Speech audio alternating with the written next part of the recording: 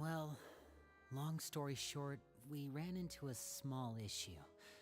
Clairvy can't go into the sunlight. Everything was fine at first. She followed me up to the surface just like I told her.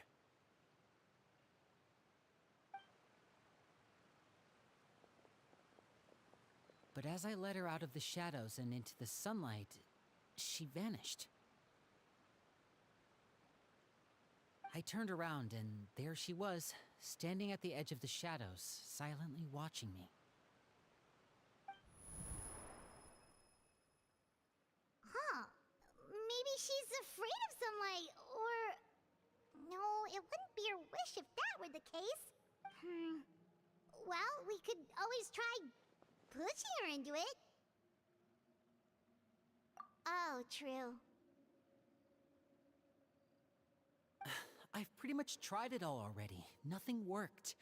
Eventually, the sun went down, so all I could do was bring her back here.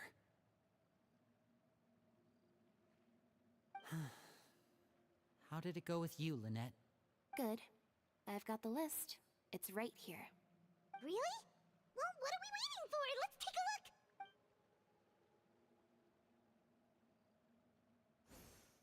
Oh, that's a lot of pages. Oh, it's gonna take forever to get through it all. We can each take a section. Here. La Pouillade, L'Endroit, Chambel, Horaire.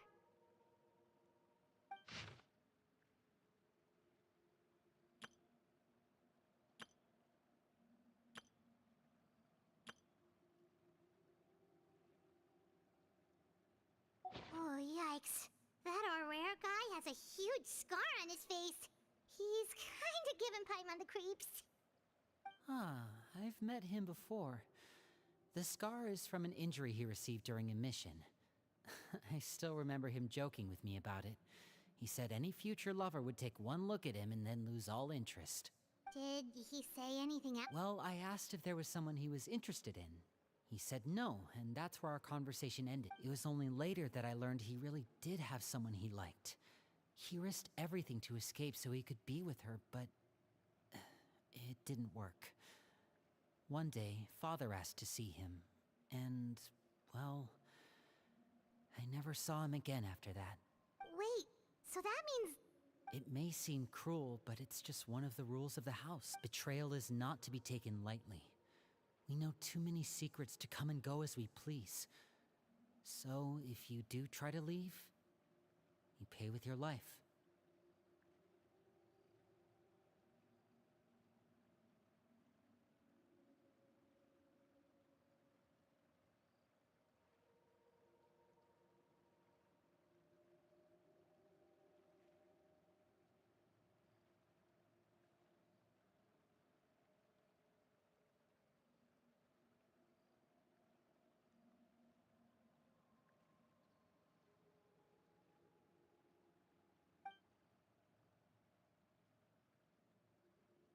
Her name's not here, huh? Well, that's not too surprising. It doesn't seem like this list is complete. It only contains records dating back around 5 years.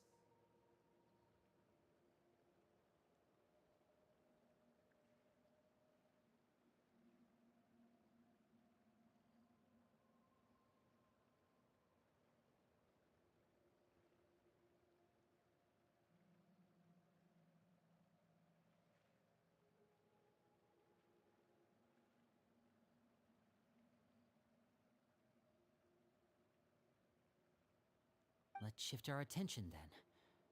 Fremine, were you able to find anything out?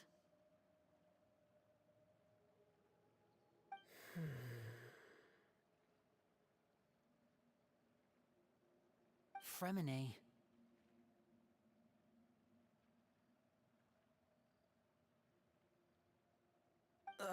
Sorry. I was thinking about something. I managed to talk to quite a few people, but I couldn't help but notice that the atmosphere in the house was a little...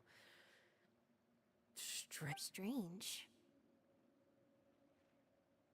Yeah, I mean, I know there have been arguments in the past, times when people haven't gotten along.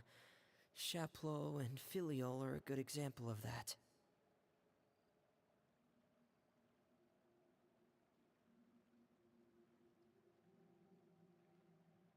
Oh, those are two of the people that we met while delivering supplies. Paimon can see how they might not get along. They had very different vibes, and their, interests seem to be pretty different as well. That's to be expected, actually. Father brought us all here, shared her knowledge with us, taught us how to fight. That's one thing we all share. But that's also where the similarities end. Not all of us feel the same desire to stay here. As members of the House of the Hearth, we're also considered part of the Fatui. And to a lot of people, that's an identity they never asked for. Certain members get older and realize they want something else for themselves. But considering the rules of the house, most people would never say that out loud. People like Chaplot and Foltz are loyal to Father and her vision. They're proud to be part of the Fatui. Filial and Nantoy, on the other hand, well, they aren't quite as enthusiastic. These kinds of conflicts have always been there. It's not like Father is in the dark about any of this. Well, that's true. But it just feels like things have gotten worse lately. Filial and the others, it seemed like they were meeting in secret to talk about something. I can't say for sure, but I think they've met Clairvy. You think she's been inciting them to act out? No, not exactly. But I wouldn't be surprised if she said something to them about the darkness in the house and how deep it runs. She's told me about it before. Experiments being run on children. People being used as pawns on the battlefield without so much as the strength to survive. And they just believed all that? Without any evidence? Clairvy's words probably gave them the excuse they were looking for. Whether they actually believe them to be true. This is all because of Project Stuja, isn't it? Whoa. Hold on a second. What's this Project Stuja all about, huh? This is the second time it's come up now. Sorry, but I'm not sure of the details either. I only know what Father has told us, which is that it's something the Rooster and Regrader have been working on together. Apparently, it has to do with the Fatui's strategic plan for the future. Because the House of the Hearth was so successful in obtaining the Gnosis, we now have the honor of playing a key role in Project Stuja. Wait, but isn't that a good thing? Key role is just another way of saying dangerous role. To us, the whole thing is an inconvenience. Father thinks so too, but she's in no position to refuse. Their plan isn't exactly unreasonable, and they've been funneling the house a lot of funding. It's just that we'll lose a lot of members in the process. Participating in the plan, it's an honor in name only. What they're really trying to do is subdue us. The existence of an intelligence organization outside their control makes them feel uneasy.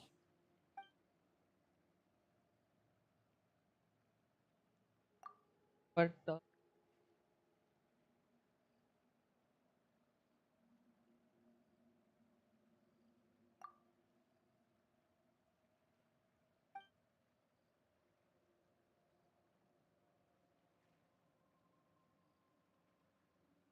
Okay, super complicated top secret Fatui business aside, what does all of this have to do with the conflicts you were talking about earlier? Paimon doesn't get the connection. External pressure has a way of exacerbating internal strife. You can't overlook the power of fear either. People are afraid of dying, and that fear is often the impetus for a lot of stupid decisions. I thought resolving the Clairvy situation would make everything go back to normal. But it looks like things are more complicated than I thought. If we leave Filial and the others to their own devices, sooner or later, Father will be forced to take action. We can only focus on one situation at a time, brother. You're right. Even if we confront Filial and the others, it won't do any good. It might even make matters worse. We should focus on Clairvy for now. Well, it's getting late. We should head back and get some rest. We'll try again first thing tomorrow. Lynette, you stick with me this time. Fremine, keep a close eye on Filial and the others. Make sure they don't do anything they'll regret. Good work today, everyone. Have a good night, and I'll see you tomorrow.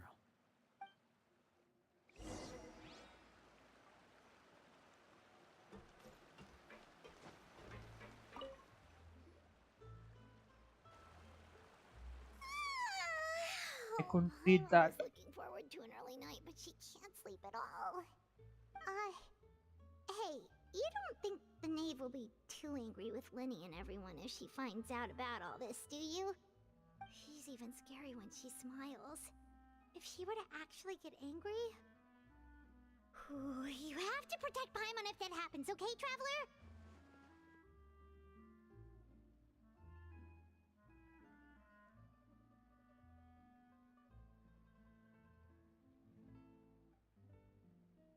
Oh, well, in that case, we should just plan on running away. We'll grab Linny and the others and we can make a break for it as fast as we can. Look! Look over there! Quick! Let's catch up with her before anyone sees!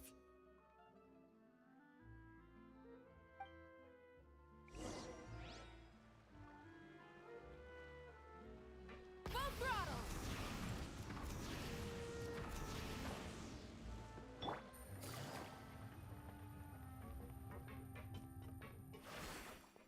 Over there!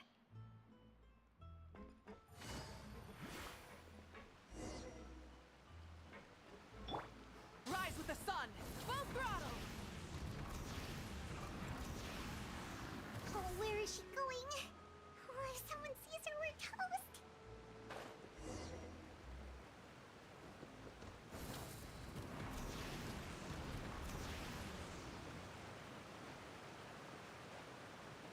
Hit! Oh, look! She stopped!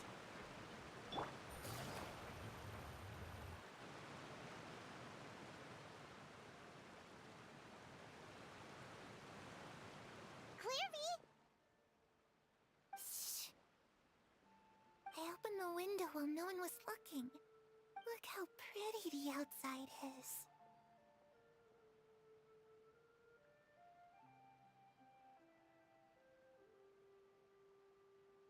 Window? If only I could have more than this. You probably think I'm being silly, huh? All this hopeless resisting? It's better to dream of what I could have than try to make it a reality, right? Please, help us get on the same page here, Clary. We need you to tell us what you know. Can you do that? Sure. Although, after you hear all this, I think you might regret that decision. Everyone in this family is nothing more than a tool. Something to be used and exploited. We're all expendable. Including me. As long as you're useful, you get to stick around. Lose your value, and you're handed over to the doctor, experimented on, and given a fate worse than death. I've seen it happen again and again, and I've had enough. You're saying the Knave did all that? It's just, that doesn't seem like something she would do. She's scary and all, but it seems like even she has lines she wouldn't cross. I knew you wouldn't believe me. Everyone thinks she's a good person. They all think of her like a real mother. Mother? But she doesn't deserve that title. She's disgraced it and tarnished it. And if I had things my way, I'd never see her again. If only Perry were here, she'd understand. Perry? There's that name again. Also, Paimon's getting a strange feeling.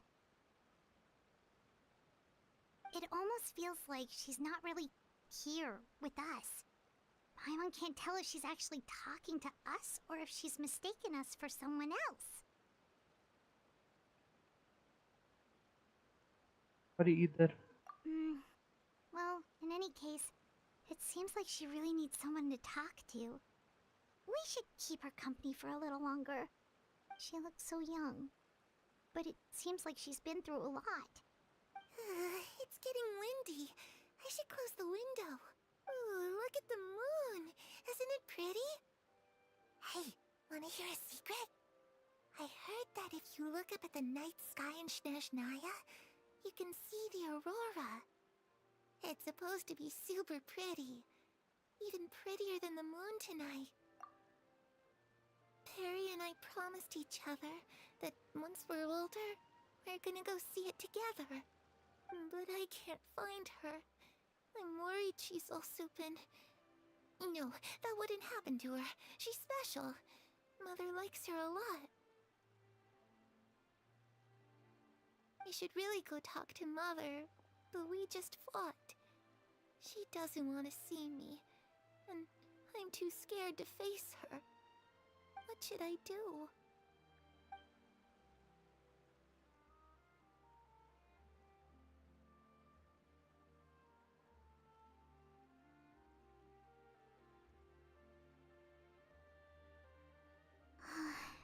Paimon really doesn't understand what's going on with her.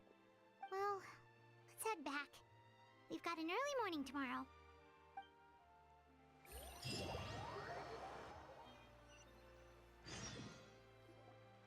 All right, looks like we're all here.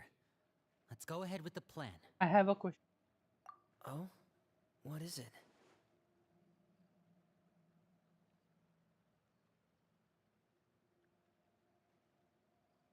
What makes you ask that? Well, we kinda ran into Clairvy last night, and that's what she told us. We met the doctor back in Sumeru. He's super dangerous, and he's done all sorts of bad things. It's possible that Father and the doctor have had certain dealings, but I don't think Father would work with him. We're not really on the same side, so there's not a lot of trust between them. That doesn't exactly set the stage for a successful partnership. I did hear, though, that when Father first became a Harbinger, the doctor offered to work with the House of the Hearth. Father rejected most of his proposals, except for one. It had to do with some sort of secret experiment. Secret experiment? Could that be what Clairvy was talking about? I don't think so. I don't know any details about the experiment itself, but I do know it's an entirely independent operation. The doctor only proposed a direction for the research. That was the extent of his involvement. I still don't think that counts as working together. The details of the experiment are confidential, but complete records are kept on all participants. That doesn't seem to be the case with the situation Clairvy referred to. I know you don't agree with some of the Fatui's methods, and I'm not asking you to. But I am asking you to trust us on this. The House of the Hearth has its own principles. There are certain lines we're not willing to cross. Alright, that's good to hear at least. Clairvy seems to think the Knave and the Doctor worked together to do something horrible. If that turned out to be true, Paimon doesn't know how he would even face you guys. It's just that it doesn't seem like Clairvy is lying either. The easiest thing to do would be just ask the Knave directly, but Paimon doesn't think she'd tell us. Father didn't come back last night. She's probably still near the shore. We'll be counting on you to distract her. Lynette, you're with me. Fremine, you know what to do. Be on your guard, everyone. All right, let's get to it.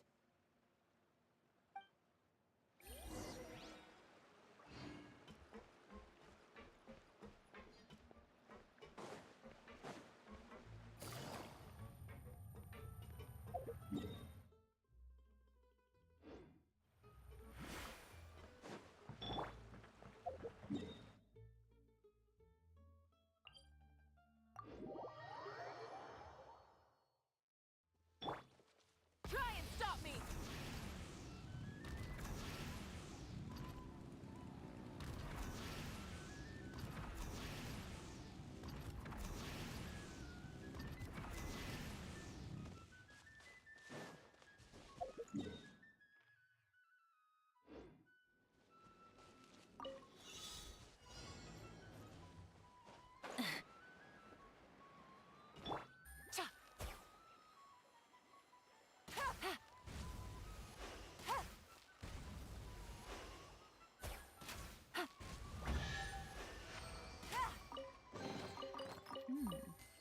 Easy money.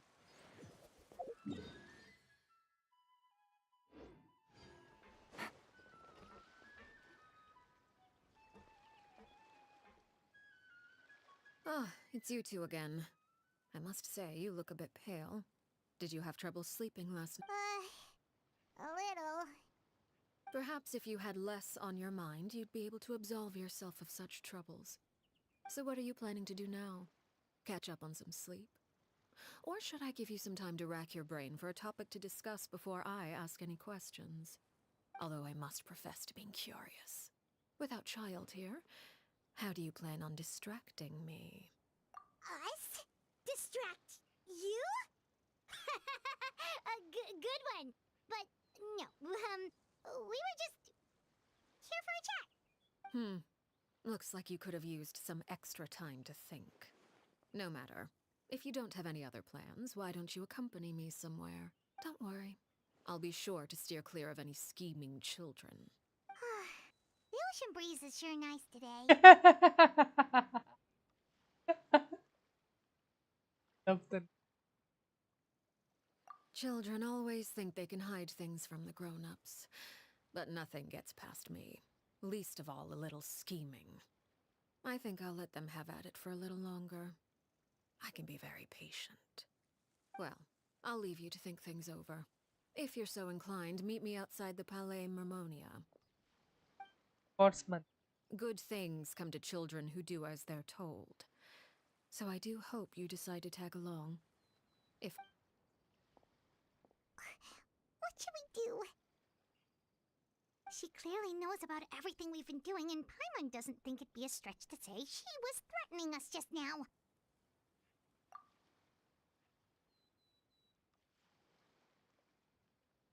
Oh, good idea. Hopefully he sees it in time. Well, we should probably head to the Palais Mermonia. Paimon doesn't want to find out what happens if we don't show up. Based on what the Knave was saying just now, it sure didn't seem like it'd be anything good. Guess all we can. Okay, then we probably shouldn't keep her waiting. It seems like Linny and the others are on thin ice, so let's do our best to not get them in any more trouble.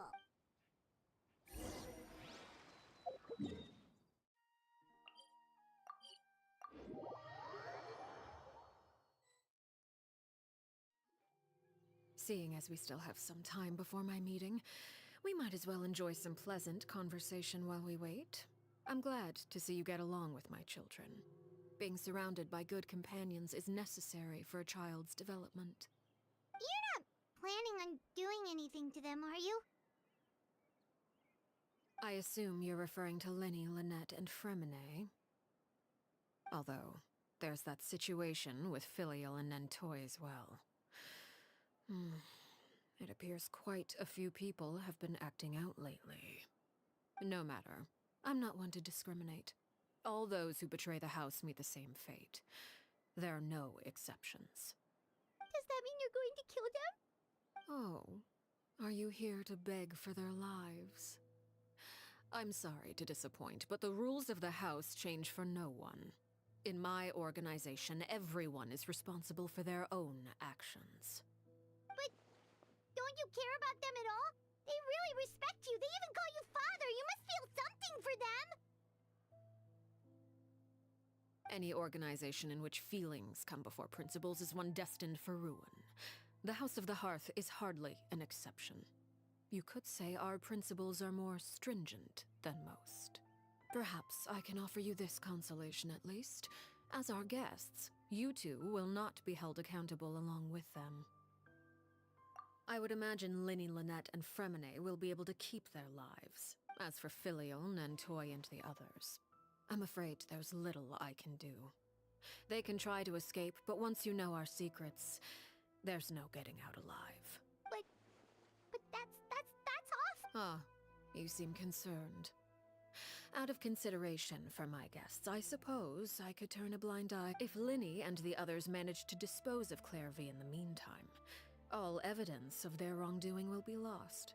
In that case, I could hardly punish them for something I couldn't. If their efforts are unsuccessful, on the other hand, all will be held accountable. And the punishment will be severe. Of course. Oh, and here, I believe this belongs to you.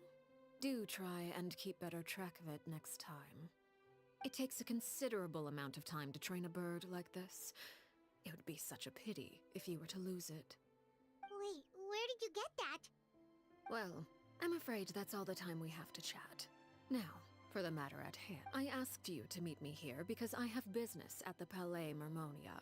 It has nothing to do with you, but I think it would be prudent for you to stick by my side for the time being. There will always be time later to run off and tell Linny what you've learned. Well, time to go. Looks like we wrapped things up just in time.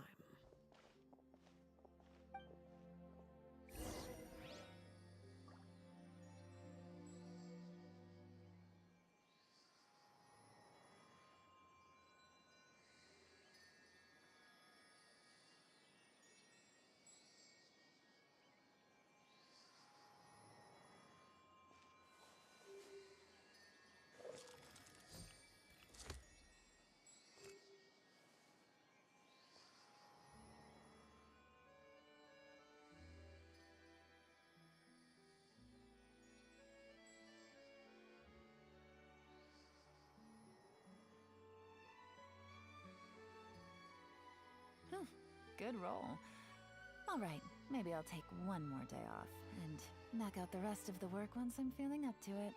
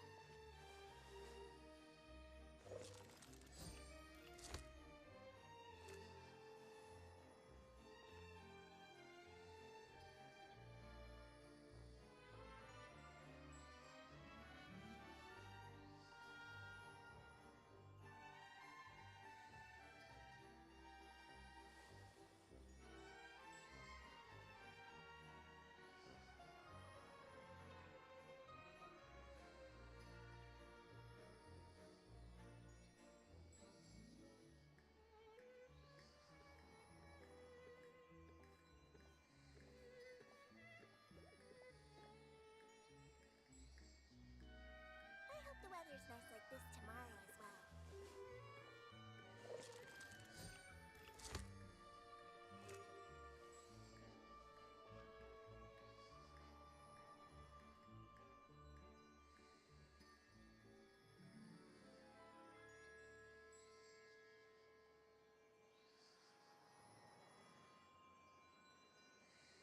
I got a new letter from an informant. Looks like the situation has changed again.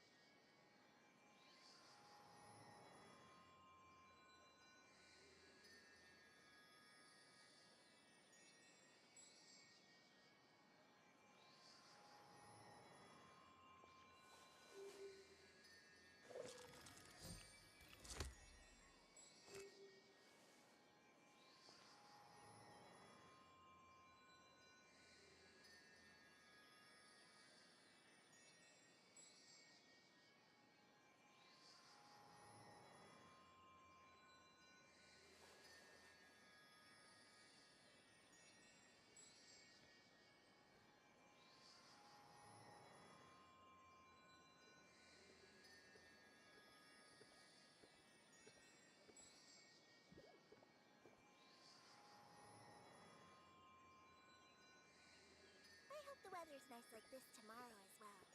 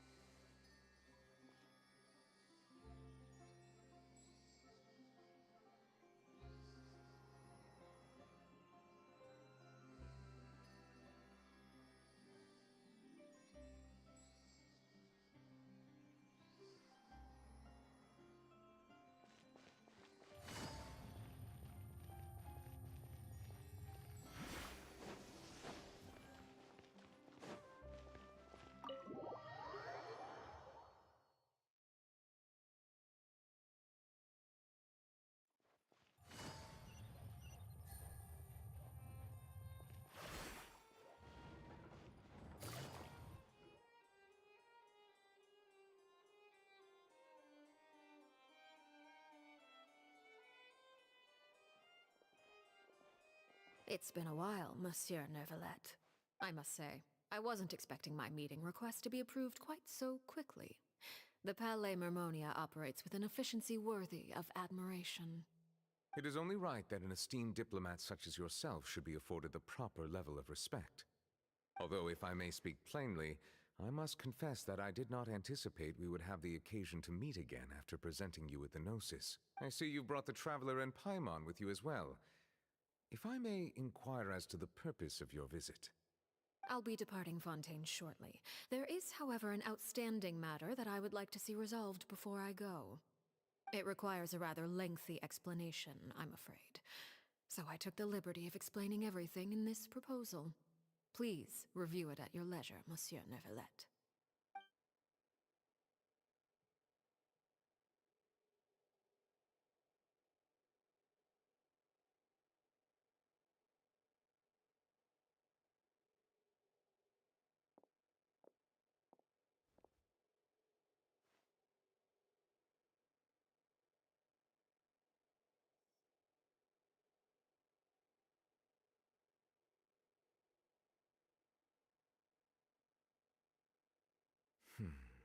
I understand your request. However, at the risk of causing offense, I must admit that I fail to see why you would wish for such a thing. I heard you have a certain fondness for water tasting, Monsieur Neuvillette, so allow me to use water as an analogy. A family is like a large body of water with countless rivers flowing in and out. As someone who watches over this system, I would hope that each river that flows from the source will eventually reach the ocean. Of course, objectively speaking, I know this is impossible. Most of the rivers will dry up along the way, disappearing into the ground and leaving nothing but a barren riverbed behind. Not all rivers are destined to reach the ocean, but I would not see their existence rendered meaningless.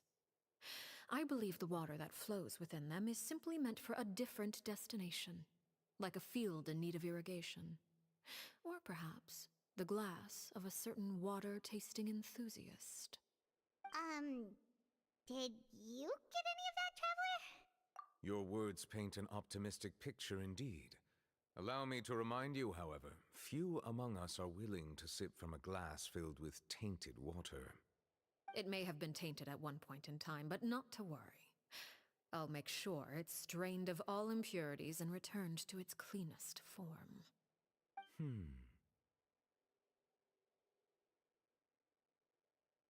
I seem to recall there being a transactional aspect to your proposal. Perhaps you could expound on that? If you accept my proposal, Monsieur Neuvillette, I will gradually withdraw my forces from Fontaine. And, unless absolutely necessary, I will no longer carry out any special missions within Fontaine. I presume I can take your words to mean that, in the future, cases similar to the Tartuffe assassination will cease to cross my desk? Tartuffe? Ah, that thief who embezzled funds from all those charities, you mean? My deepest condolences to his family, but without any evidence, I cannot imagine how the House of the Hearth might have been involved in his passing. Of course, if you accept my proposal, Monsieur Neuvillette, I'm sure certain measures could be taken to reduce the frequency of such troubles. You choose your words carefully indeed. In that case, I am inclined to accept your proposal. My thanks for your generosity, Monsieur Neuvillette.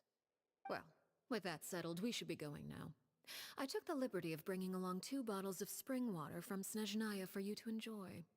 I do hope I get the chance to hear your impressions. Perhaps at our next meeting, yes? Indeed. I trust you would not overlook your commitment in the meantime. All right, Traveler Paimon. Time to go.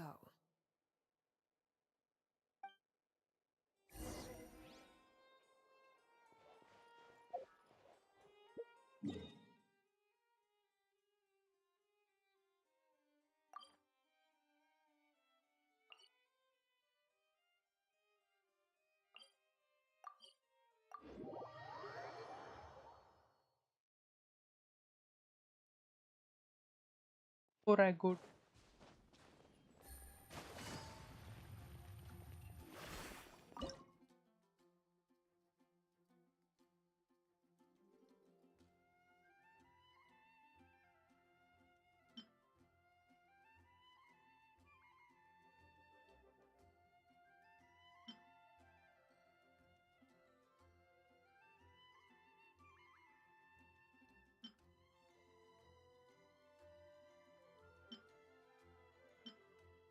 What do?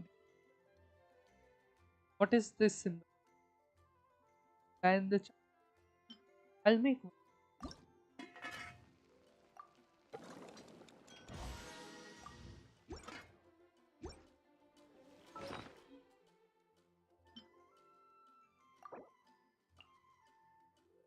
Just this.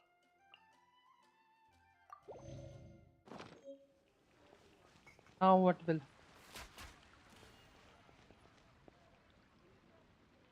What is this symbol? Something. Dude.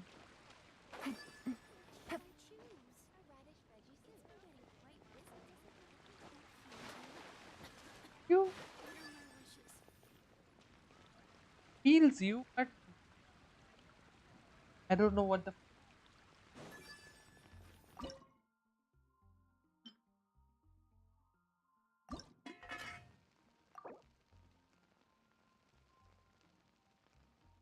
For 20.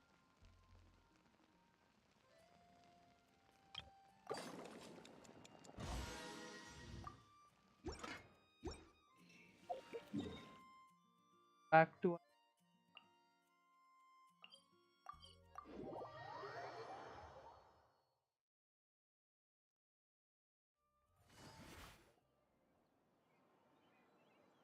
So, what exactly were you talking about back there? Paimon only heard you mention some rivers, a large body of water, and then some kind of irrigation scheme. You really want to know? I would imagine there might be more pressing concerns at the moment. Winnie, Paimon really hopes everything's going okay.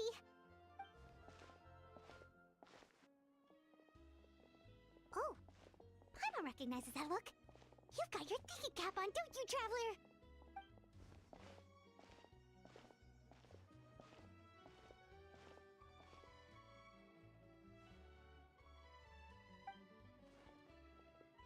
What the heck? The knave may be relaxed, but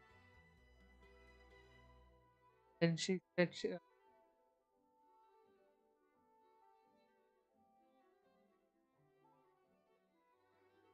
how should stop her out for while we talking.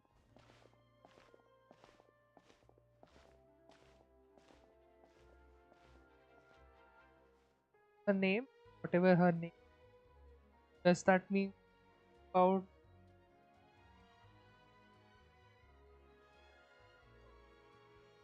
entire time? And that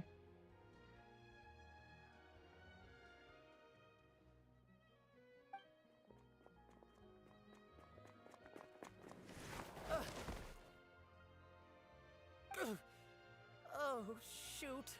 Are you alright? Oh, jeez. I'm so sorry. I was so focused on selling these papers, I wasn't looking where I was going. Well, let me make it up to you at least. Here, take this paper. On the house. looks kind of familiar. Oh, he's the guy Oh, you from. don't have to give us anything. Please, I want to. It's not like I'm short on supply. All the extras will be useless come tomorrow anyway. He is the guy from that elimination. It's my fault, really. I was just trying to bring home some extra mora for the family, but I bit off more than I can chew. I haven't had many takers today, so I'm still swimming in papers. What's going on here? Nothing much. I just ran into your friend here on accident. I should probably get going, actually, so... Hold on. Of course, I'm happy to compensate you with mora, it's just... I don't have any on me at the moment. I'll take 3 papers. Here. Your payment. Oh! Thank you for your patronage. May the Archons bless you with good fortune. Woo. If only I had the chance to run into such generous customers every day. I should probably just take on a smaller inventory though, right? I'm getting married soon, so sometimes it's hard to not get ahead of myself. Anyway, I should head out. Goodbye. Well, now that my affairs are settled, we should take the boat back to Poisson. We've even acquired some light reading to enjoy along the way. Actually, why don't we stick around for a little longer? Paimon just realized how hungry she is. She can't head back to Poisson on an empty stomach.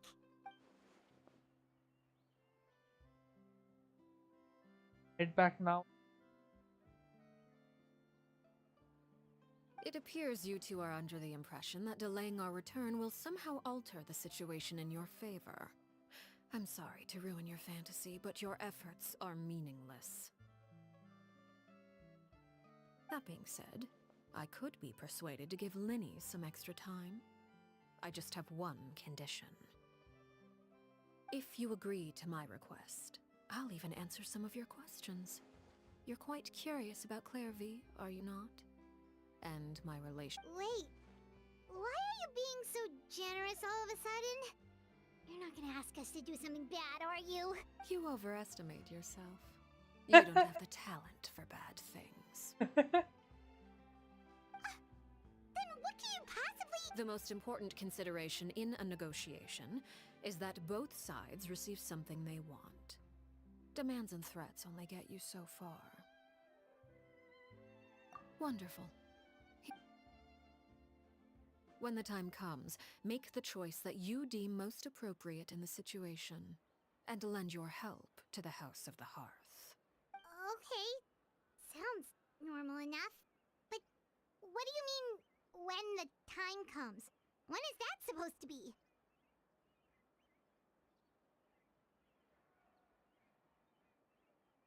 That is for you to decide.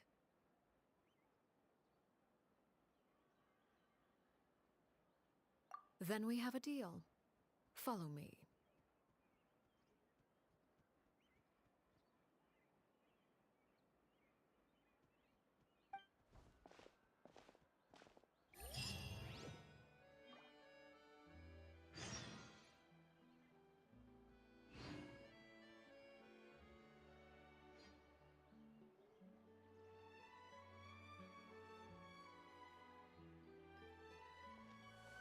Give me a.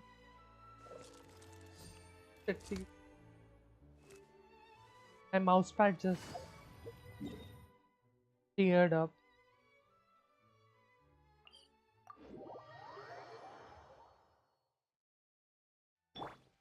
Full throttle!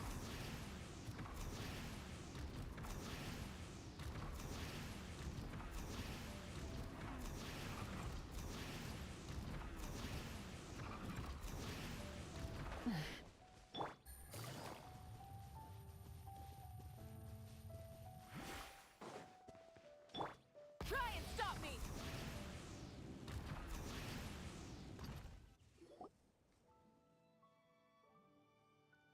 What is this place? Somewhere long forgotten by everyone. It used to be a grand building. Now it's nothing more than a pile of rubble. No one comes here anymore, nor does anyone care about what once happened here. Although, this place does have something to do with the story I'm about to tell you. It was before I became a harbinger, and before Linny and the others joined the House of the Hearth. Due to certain events, I first killed Clairvy and then her mother.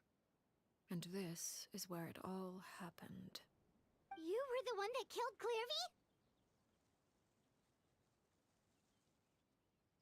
Patience now. Allow me to explain Clairvy's side of the story first. I'll start from the beginning. Clairvy was 6 years old when she was brought by her mother, Crucibina, to live in the House of the Hearth. From the outside, it seemed like a fairy tale. A thriving family made up of kind adults and friendly children. Crucibina was the Knave at that time, and the House of the Hearth was under her control. She was Clairvy's mother by blood, but she was also the mother to all the children in the house.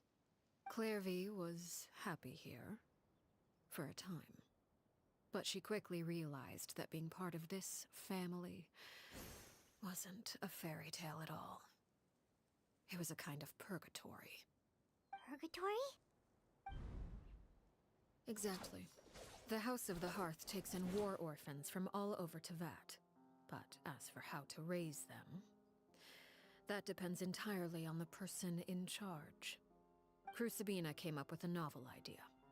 She would teach the children to fight, force them to duel each other, and then crown as the king of the house the child who proved themselves most worthy of inheriting her title.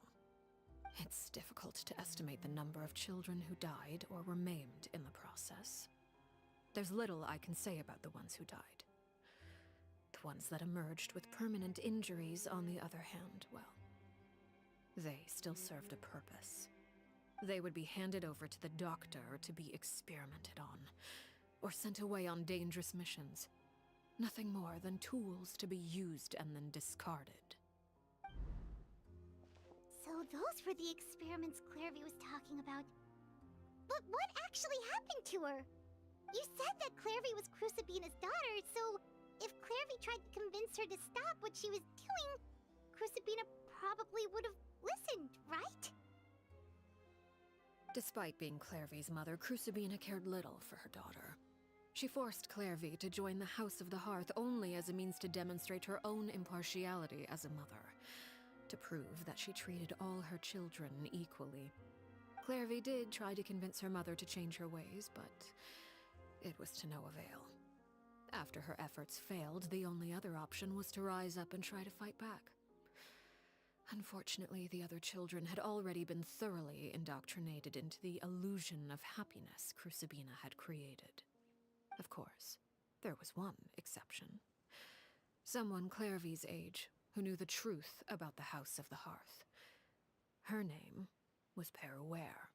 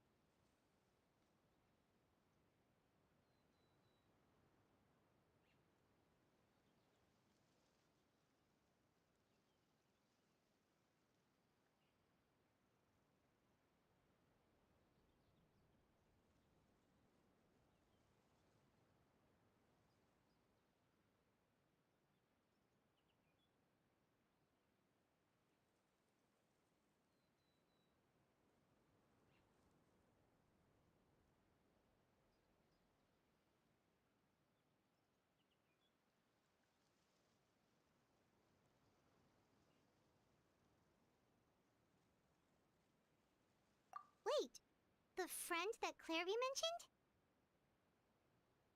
Friend, huh? I suppose we can call her that for now. Clairvy was a cheerful and passionate person with a tenacious spirit. Peruere, on the other hand, was rather cold-blooded. Her cold-blooded nature allowed her to see through Crucibina's facade. Yet, it was also this cold-bloodedness that prevented her from acting against it. At least at first. While Clairvy longed for freedom, Peruere was convinced that, amid all the fighting and violence, she would make it until the end. Despite their differences, the two became fast friends, united by their knowledge of the truth. Clairvy told Peruere that she hoped to create a real family, where no one would be killed or sacrificed. There may have been a certain naivete to her ideas, but Clairvy proved her determination many times over. She tried countless times to run away, ask for help, or expose the truth. But her efforts only earned her beating after beating. The only thing that kept her going was her strength of will. Even with her body racked with pain, she would still stand on her tiptoes and open the window at night. She and Peruere would look out at the moon together, a fierce longing for freedom shining in her eyes. But one day that light simply vanished. Oh no. What happened? Her hopelessness resulted from a culmination of things. 10 years had passed. 10 years worth of failure after failure. She and Peruere weren't children anymore, but finding any chance to escape still seemed as hopeless as ever. It was during this time that Peruere suggested a new plan. If escaping was out of the question, why not take down the very person sitting on top of this throne of lies? Mother herself. Clairvy rejected that proposal. She claimed that, as a famous harbinger, Crucibina possessed an unimaginable amount of power. Trying to kill her would have an incredibly low chance of success. Clairvy never gave another reason, but Peruere could see it written all over her face. Clairvy still thought of Crucibina as her mother. Killing her own flesh and blood was a line she couldn't bring herself to cross. If she couldn't escape and fight back, then only one option remained. Precisely. Death was the only way that she felt she could be free. It happened during a duel. When she arrived at the dueling ring that day, her partner turned out to be none other than Peruere. The very person that had stood by her side all those years. It was a fierce battle. But ultimately, Clairvy decided to let Peruere end her life. From that moment on, Peruere's journey was one written in flames. When the rain finally came and washed it all away, there she stood, the sole victor in Mother's endless game of slaughter. A trail of corpses strewn across her path to success.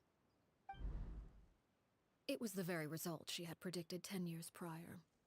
Even then, she believed she would make it until the end. She wasn't surprised by the fact that she emerged as Mother's undisputed heir. Rather, her success left her with an inexplicable sense of restlessness.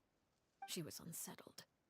And there was only one thing that could quell that sensation. Perhaps you two would like to take a guess as to what it was? Crucibina, you mean? But... Correct. This is the place where Peruere killed her best friend. A mere year later, this is also the place where she fought tooth and nail to kill the mother they shared. The moment she acted, any conception of what was right or wrong ceased to matter. It's one of the principles of the house.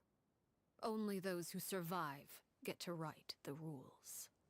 Peruere won the battle, and became a harbinger herself. After which Her Majesty, the Tsaritsa, bestowed upon her a new name. Arlecchino. So the Perry Clairvy was talking about...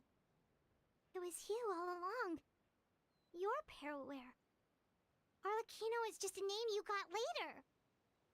I left that name behind long ago. I must say, hearing it now does bring back memories. After I defeated Crucibina, the moniker of Mother died with her.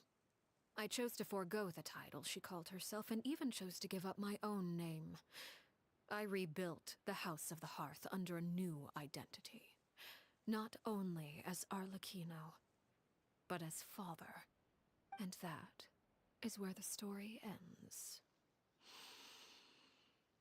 Any more questions?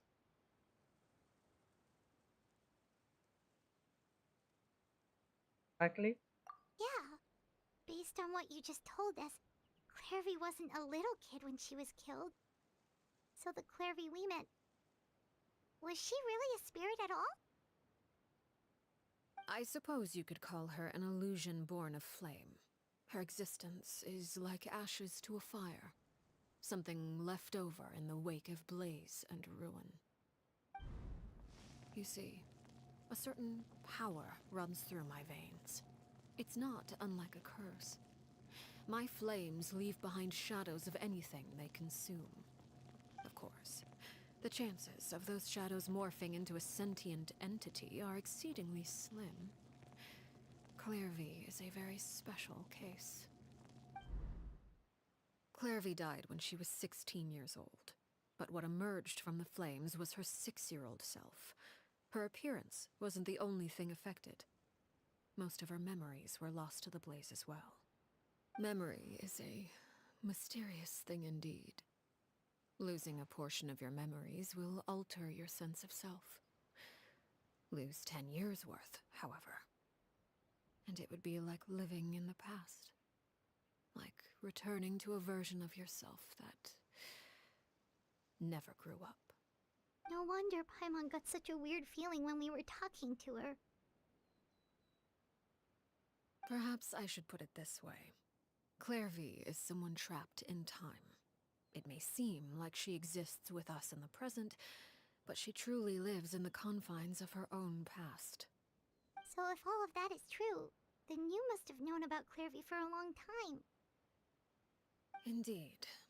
She's a rather volatile and unstable entity. Sometimes she would look after the children. She's even saved some of their lives. But other times, she would hide from me and become obsessed with revealing the truth about the house to anyone who will listen. Shadows don't have the capacity to learn or grow. Any new information they encounter is quickly forgotten over time. Your attempts to expose Clairvy to sunlight. They failed, yes? The reason is actually quite simple. In Clairvy's mind, the house is impossible to escape, and it is this very perception that traps her there. But no matter. All I have to do is kill her again, and all will be resolved. I don't anticipate so much as a single speck of ash will be left behind this time. Wait! Paimon can understand why you might want her gone, but isn't there another way? So what if she's trapped in her 6-year-old self? She's still your friend! At least talk to her first! It's too late for that. She broke the rules, and now she must be punished. That goes for Filial and Nantoy as well. She's had quite the effect on them. I hope you understand. The difference between Crucibina and myself lies in our formulation of the rules, not our policy for enforcing them.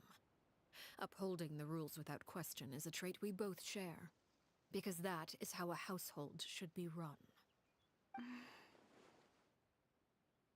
Is this really what you want to do? Whatever could you mean? Don't you want to say a proper goodbye at least? Whether as a killer or as a father, there are two things that must be avoided at all costs: anger and sorrow. Anger makes you impulsive. Sorrow causes you to waver. Well, it appears it's about time to proceed. Before we arrived, I told some of my well-behaved children to bring our troublemakers here by nightfall. I do believe I've kept my end of the deal. I gave your friends quite a bit more time. As for what happens now, we'll just have to wait and see.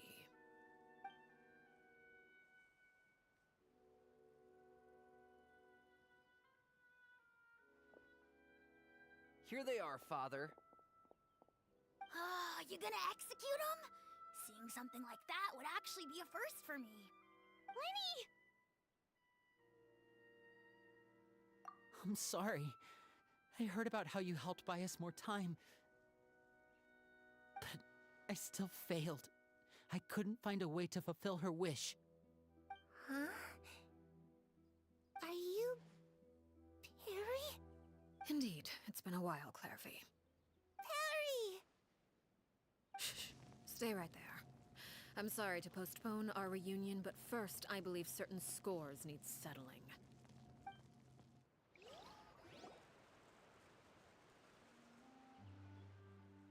Father, let me explain.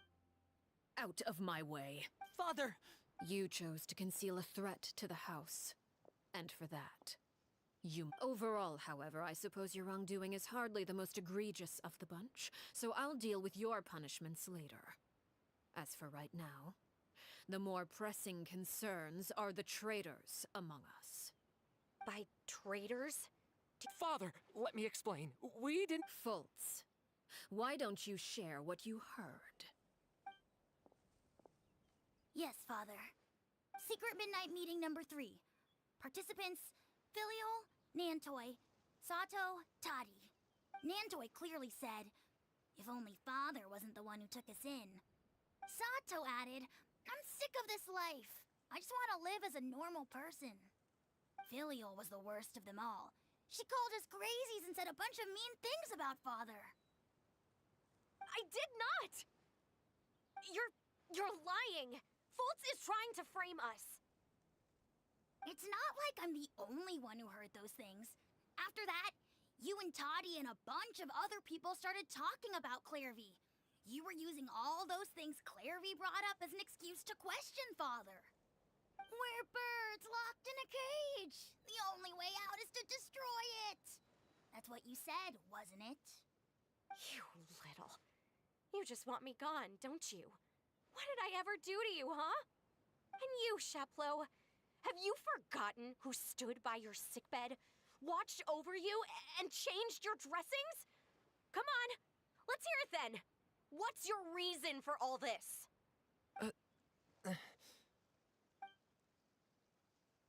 You're wrong, Filial. We don't want you to die. You're our family. Liar. You wouldn't be doing this if that were the case. So why? Why have you backed us into a corner? We all live in the House of the Hearth. You know the type of work we do, Filial. A single betrayal can cost dozens of us our lives. It's not like it's never happened before. That kind of thing is hard to forget. That's why the House of the Hearth cannot tolerate any form of betrayal. Ever since we came to Poisson, you've had 7 secret meetings. A lot of the things you talked about really crossed the line. You've been spying on us for half a month? Wait a second. Now that I think about it, the move to Poisson was just a way to make it easier to spy on us, wasn't it? Because we were all in one place. You've had this planned all along. Filial, Nantoi, I'm sorry. I owe you both my life. I owe Clairvy too. If it weren't for all your help after I got poisoned, I wouldn't be standing here today. If this were any other situation, I would do anything to repay that kindness, even if it cost me my life. But... Why? That's enough, Filial. We made a mistake, and we should own up to it. I'm sorry, Sheplo. We... Sheplo, according to the rules of the House of the Hearth. all those who betray the house pay with their lives. And so it shall be.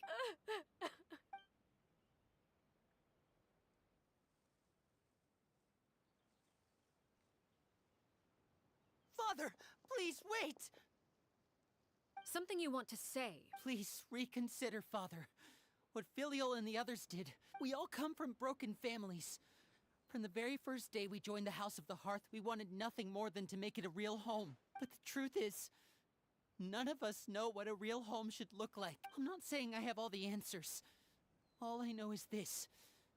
Killing Filial and the others may uphold the rules, but doing so will only bring us further away from being a real family than we've ever been. So please, Father. I agree with Linny. Father, please. Linny, you... I also agree with Linny. An order once given cannot be rescinded. However, given the extent of your determination, I suppose we shall have to go about this a different way. Our weapons? Father, are you referring to a duel? Precisely. The rules of the house will not be altered. Traitors must be punished. However, resolving disputes with a duel is also one of our rules, one that also applies to me. Demonstrate a sufficient showing of strength, and I shall offer a concession. Hey, buddy. Wait. Impossible. Father is way too strong.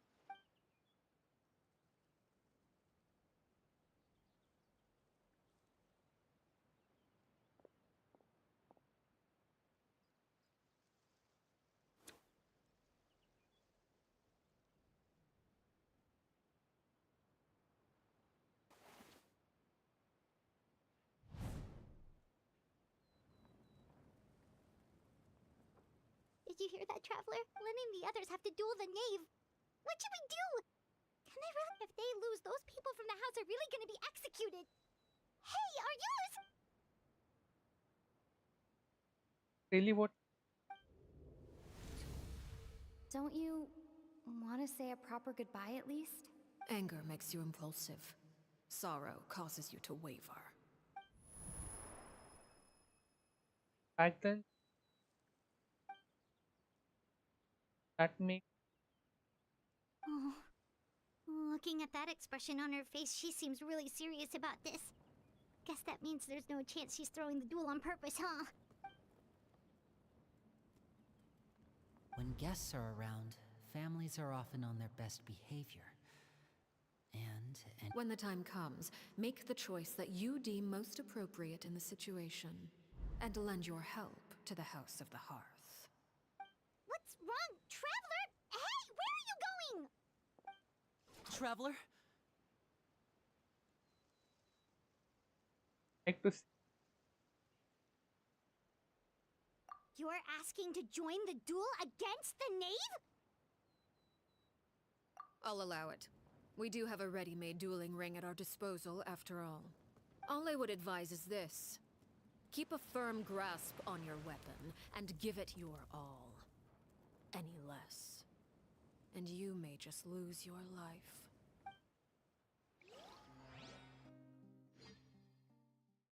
It's gonna be canon team or the team I choose. It's going. Things are about to get dicey. Is it my turn now? Not bad.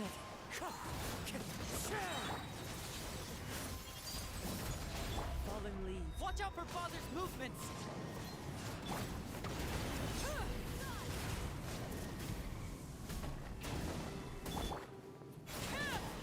Now that's more like it. Power music. Are you alright? With these rising flames, laid bare. Quietly now. Here comes the catch. Spare your energy. Running is of little use. Gotcha. Take it easy. Light it up. Have a taste of third. To draw my blade. Then...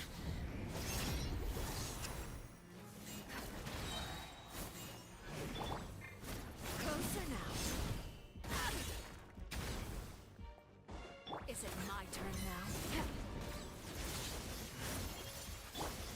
And voila!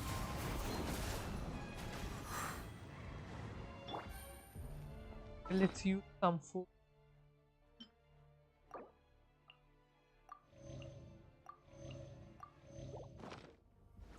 Take it easy. Spare your energy. Running is of little use.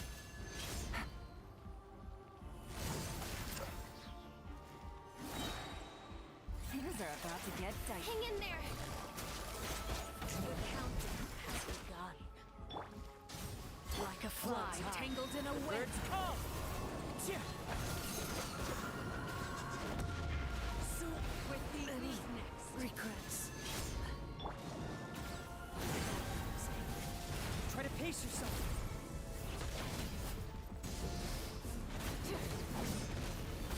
no more mistakes. Have a taste of purgatory. What are these next? With these rising flames, the hearth. Who's next? Now extinguished. It's the end of our legacy.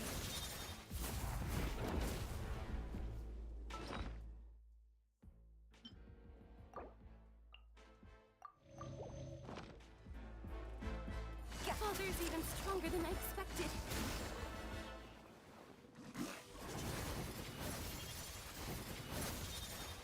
Not bad. You've proven to be a worthy opponent after all. Not bad. You've proven to be a worthy opponent after all. Try to pace yourself. Spare your energy. Running is of little use.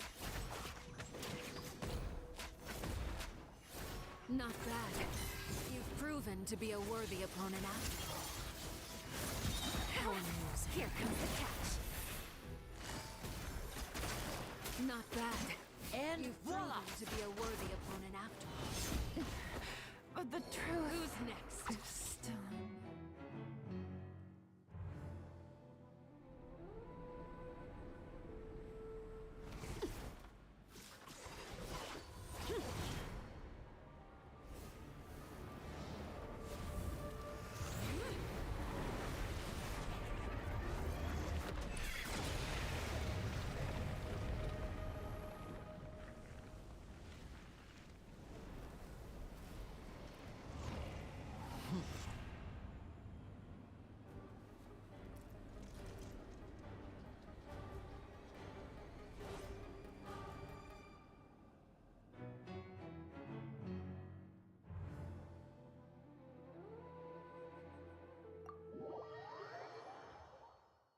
We get a good team.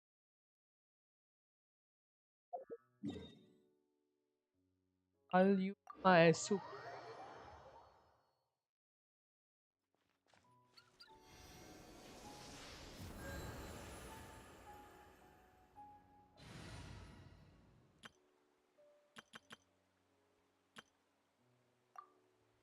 My soup.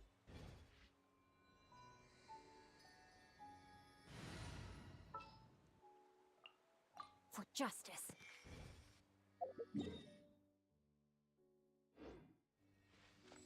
First, I have to get there.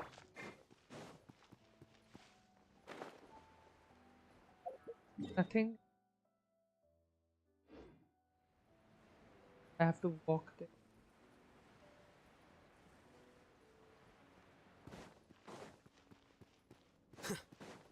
Or I should cheat.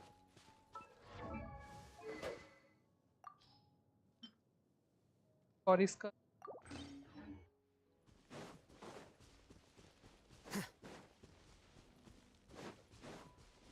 I can Arlecchino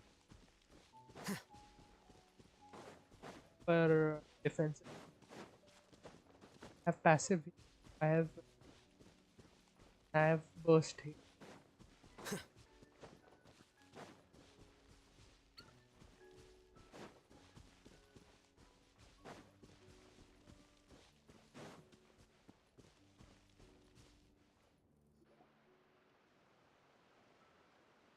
I have to watch all of it. Father!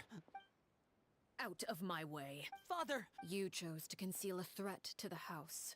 Quickly, And quickly. for that, overall, By trick. Father, let me explain. Quickly, We quickly. didn't. faults. Yes, Father. Secret Midnight Nantoi clear Sato. Filial was the worst of them all. I did not. You're. It's not like I'm the only Werber. You little. You just want me gone, don't you? What did I ever do to you? And you, Sheplo. You're wrong, Filial. We don't want you to die. Liar. We all live in that. A single betrayal can cost. That's why the House of the Hearth cannot touch. You've been Filial, I owe you both my life. If this were any other. Why? That's enough, Filial. I'm sorry, Sheplo. Faults. We. Chaplot, according to the rules of. All those who betray the house. And so it shall be.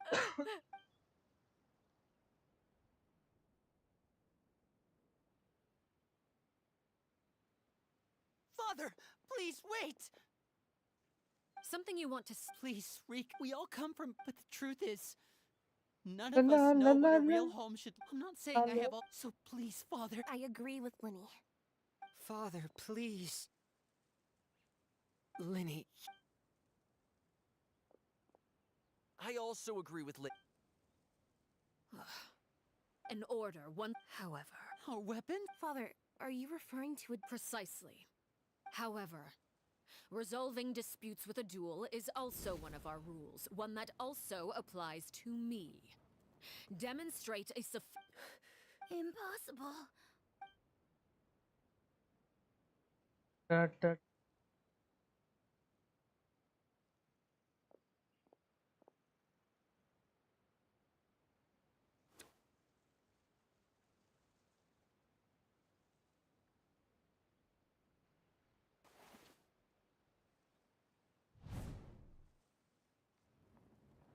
Alley of and the Bell. Did you hear that, Traveler? Letting the others have to duel the Knave if they lose those. Don't you want to say a Anger makes you impulsive. Oh, looking at that expression on her face, she seems really serious about this. When guests are around, families are often on their best. When the time comes, make the choice Yeah. that you deem most appropriate in the Yeah. situation, and lend your help. What's wrong, Traveler? Hey, where are you going? Traveler? You're asking to join the duel against the Knave? I'll allow it. We do have a ready-made dueling ring. All I would advise is this. Keep a firm grasp on your weapon, and give it your all. Any less.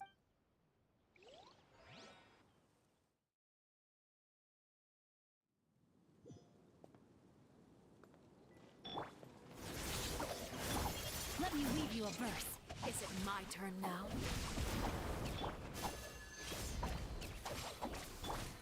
Here you are.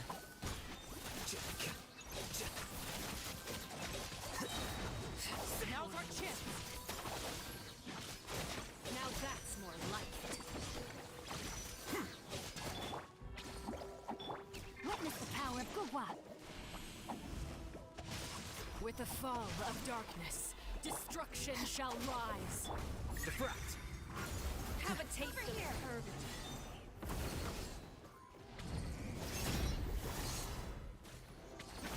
Is it my turn now?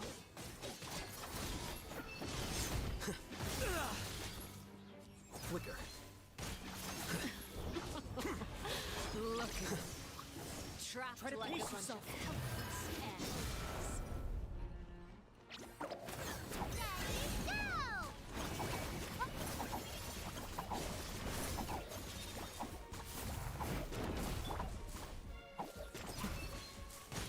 Is it my turn now? And voila!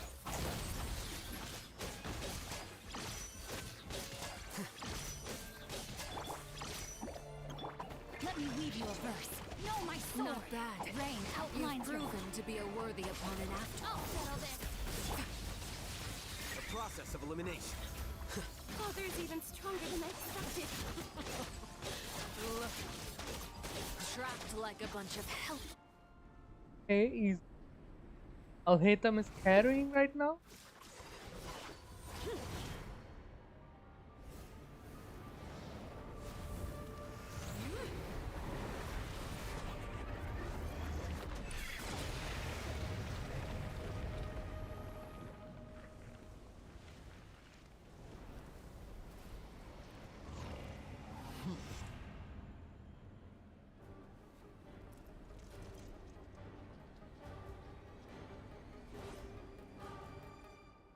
Okay. Kindness has been seared away. Don't be scared. My blade is all that remains.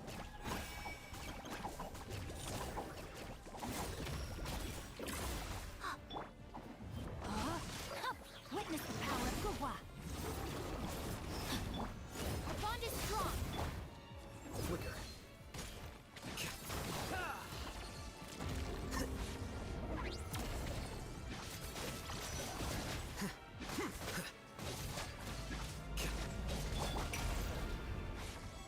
Now's our chance! Over here. Your punishment made manifest. No, my sword. Dissipate.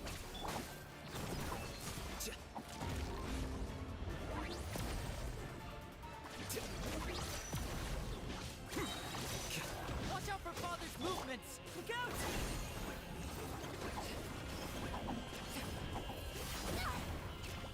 Sundown is only the Let me beginning. weave you a verse. Hey, kill her entirely.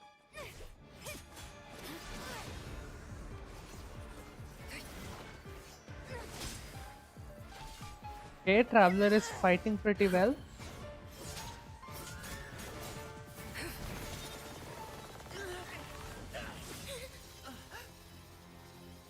Oh, Fremine! You should know better than to crowd in one place.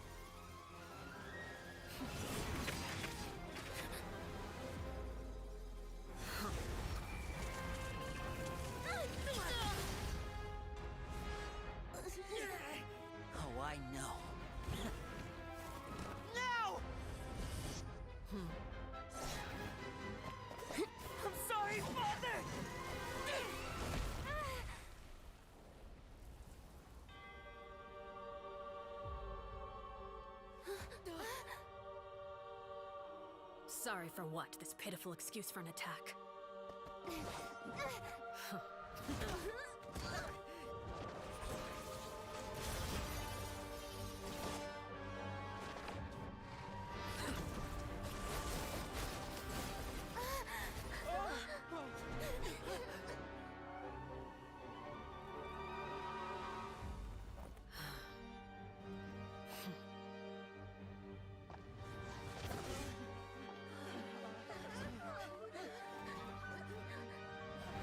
Father, no!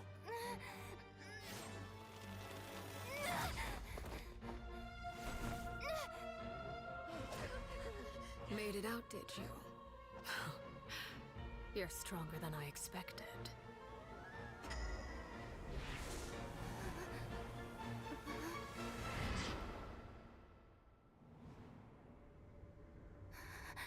A crimson moon. I can't move.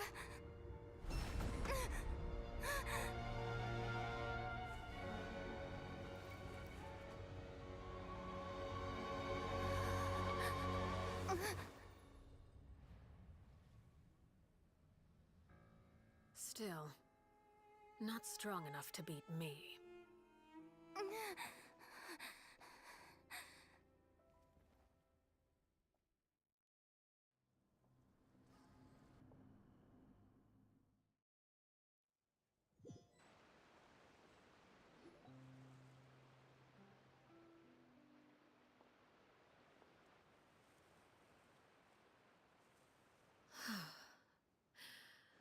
I believe we can end things here.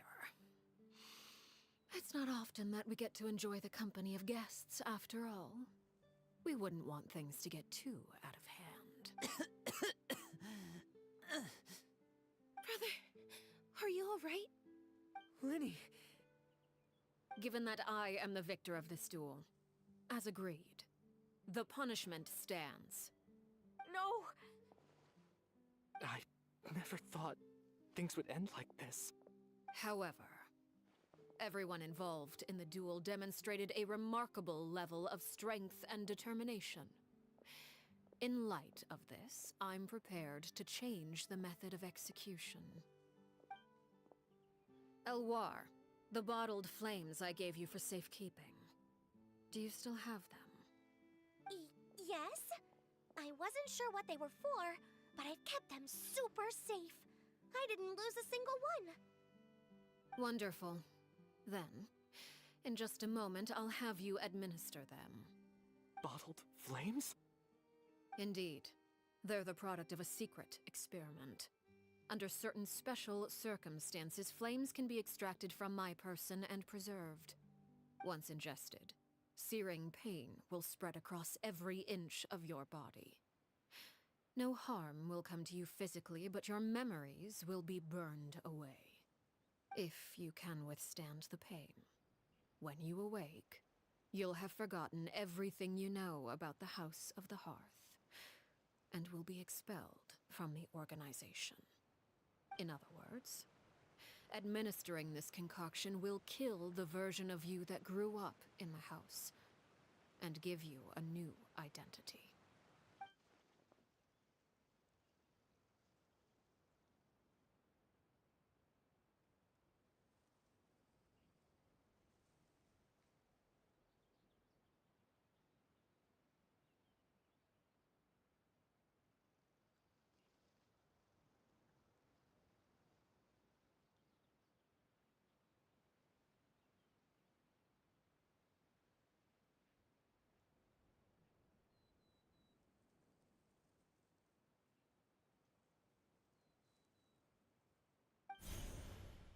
Memory is a mysterious thing indeed. Losing a portion of your memories will alter your sense of self.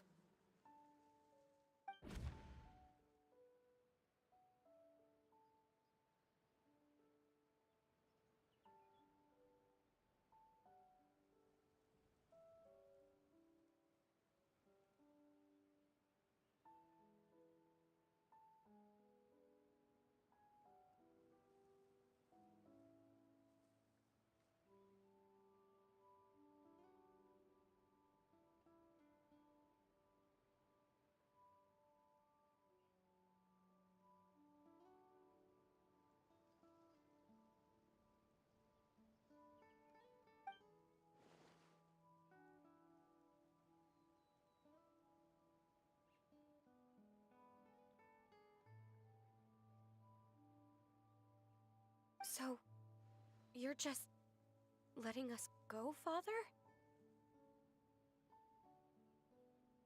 You misunderstand.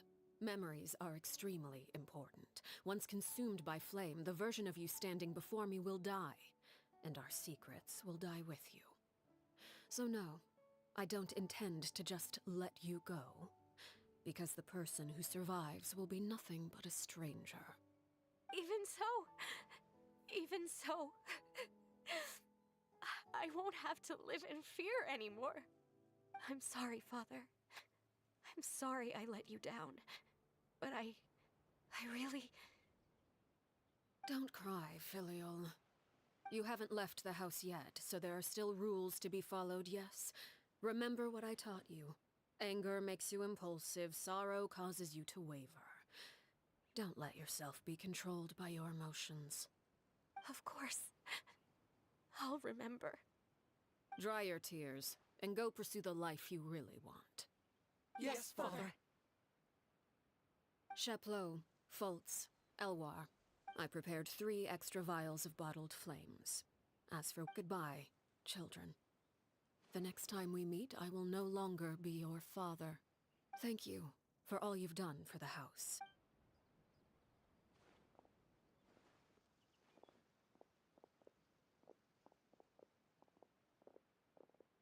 Father.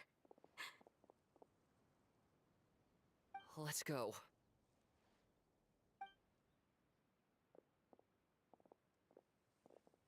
Here, grab my arm, Linny. I'll help you. Thank you.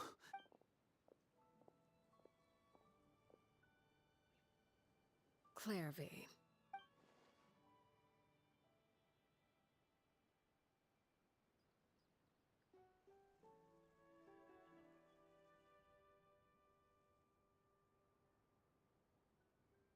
Can we talk now? I've been waiting for a super long time. You really are Perry, aren't you? I haven't seen you in so long. How come you're all late? Did I somehow travel to the future on accident? Or am I dreaming? Neither.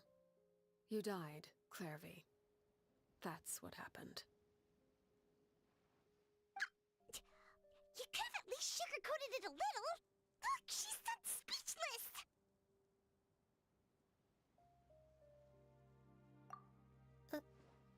Oh. Okay then. Huh? That's it? You accepted it just like that? Yep. If that's what Perry says happened, then I believe her. Perry wouldn't lie to me. Plus, I don't really need to know why I'm like this. I'm more curious about what happens in the future. If you're a harbinger now, Perry, that means Mother is gone, isn't she? Can you tell me about it? I want to know what happened to her. And to me. You never stopped trying to defy fate. At first, no one believed you.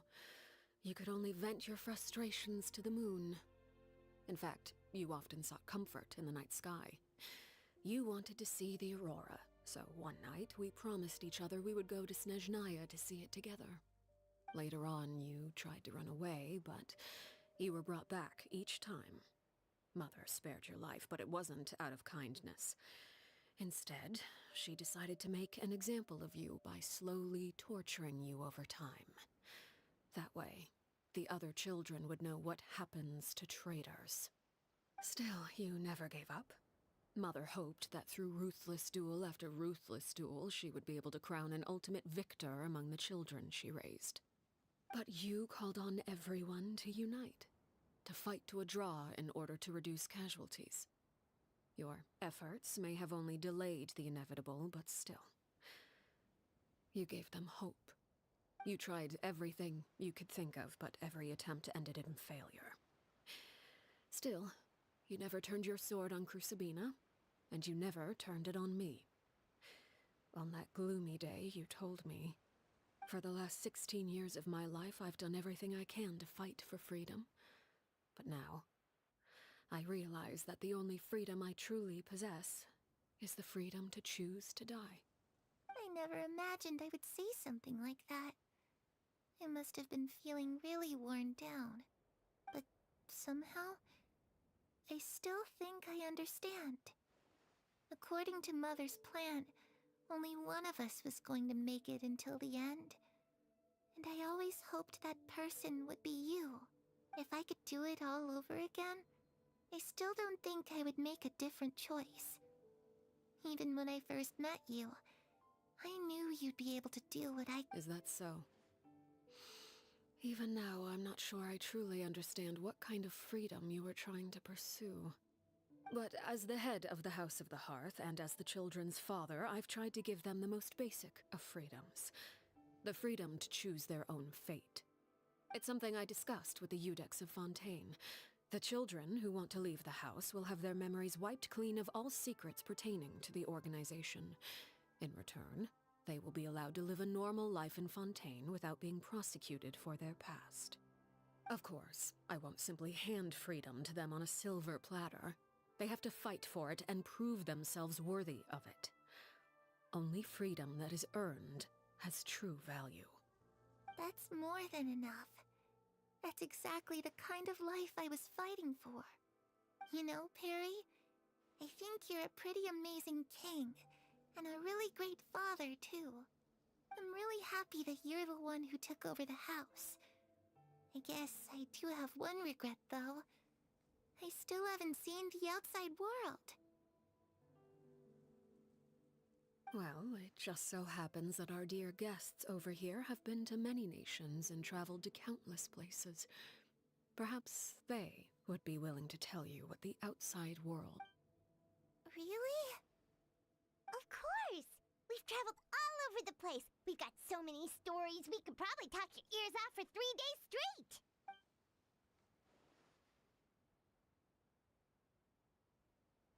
You know, I used to dream of being a bard, playing the lute while singing into the winds of freedom. Even if there was no one there to listen, I would have continued to sing no matter what. I was always too afraid to skip Mother's fighting lesson, but at the academia, I bet you could do all sorts of secret things in class. Things that have nothing to do with... I'm just kidding. Being able to study whatever you want with...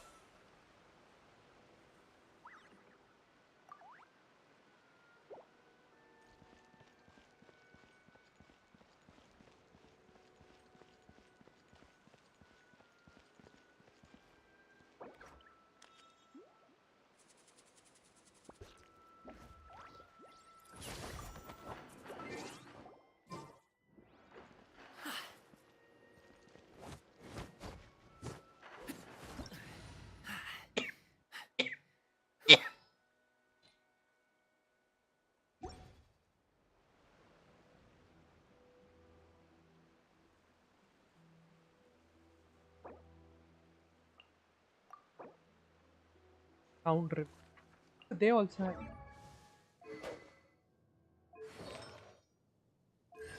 Fonzie. Trade.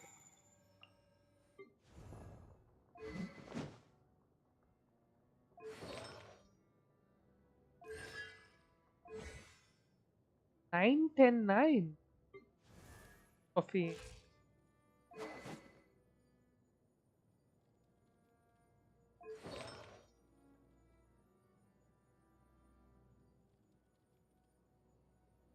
If my calculations are correct, Wanwen Bookhouse is due to receive a batch of new releases today.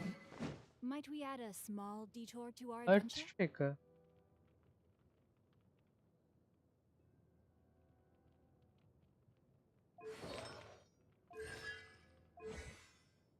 Karamu.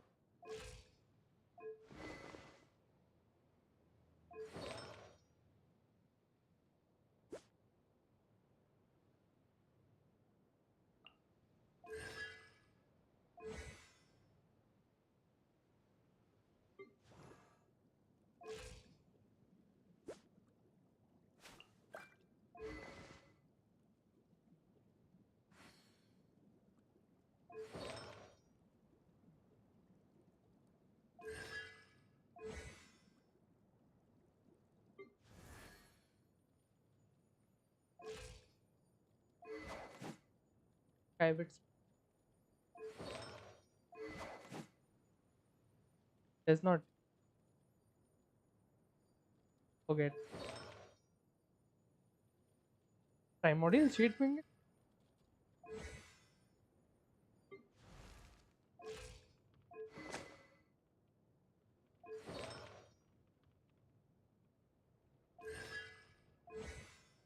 Ten. I never embark on a journey without a good book to accompany me. He also has free on, just like me.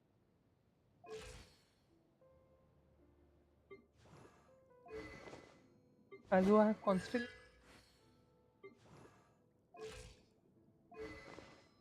Remember, yeah, talents are 8. Ayaka 10. Mist Splitter, damn. If my calculations are correct, Wanwen Bookhouse is due to receive Hey, a batch of her new Ayaka releases is today. Ayaka. Might we add a small detour to our adventure? Oh, the half of Homa.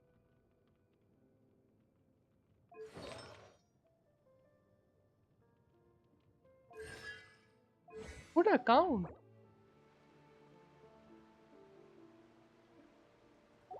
Very simple.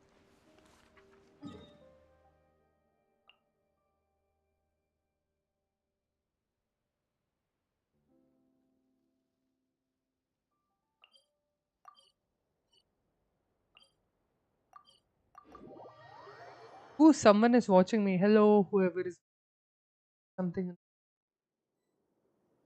Oh, hi, Vikas.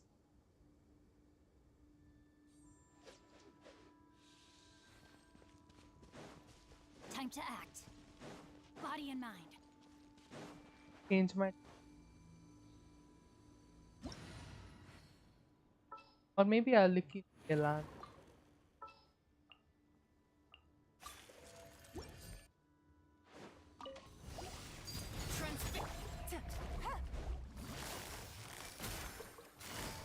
Quietly now. Bust it. Game's up. Fun's over.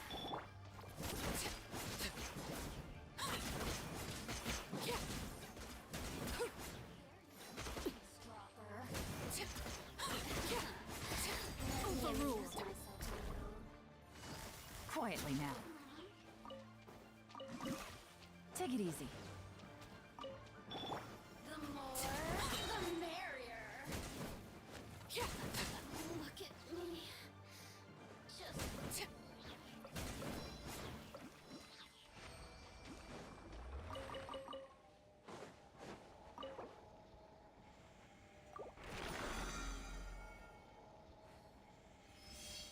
Arlecchino Quest is.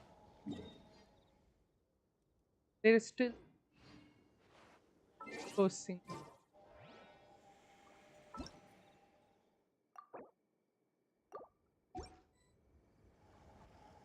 Sorry, Rumi.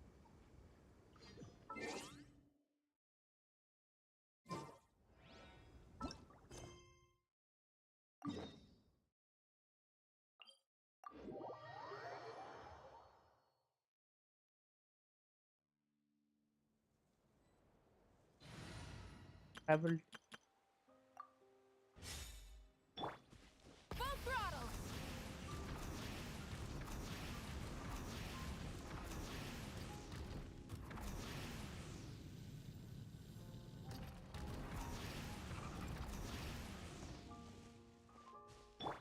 how about we explore the area ahead of us later?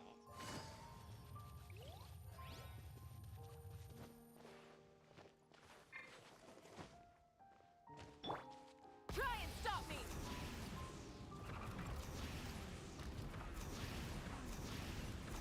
How about we explore the area ahead of us later?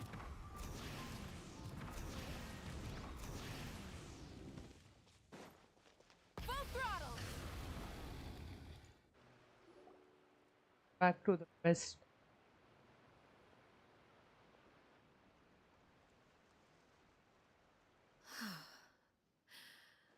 I believe we can end things here.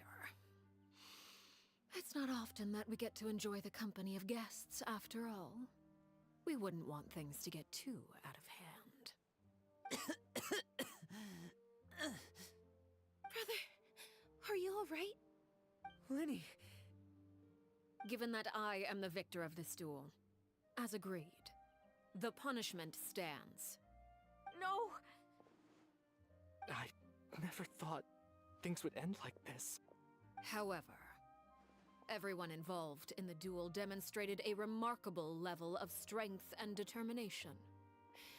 In light of this, I'm prepared to change the method of execution. Elwar, the bottled flames I gave you for safekeeping. Do you still have them? Yes?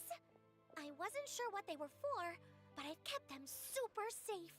I didn't lose a single one. Wonderful. Then, in just a moment, I'll have you administer them. Bottled flames? Indeed. They're the product of a secret experiment. Under certain special circumstances, flames can be extracted from my person and preserved. Once ingested, searing pain will spread across every inch of your body. No harm will come to you physically, but your memories will be burned away. If you can withstand the pain. When you awake, you'll have forgotten everything you know about the House of the Hearth, and will be expelled from the organization. In other words, administering this concoction will kill the version of you that grew up in the house, and give you a new...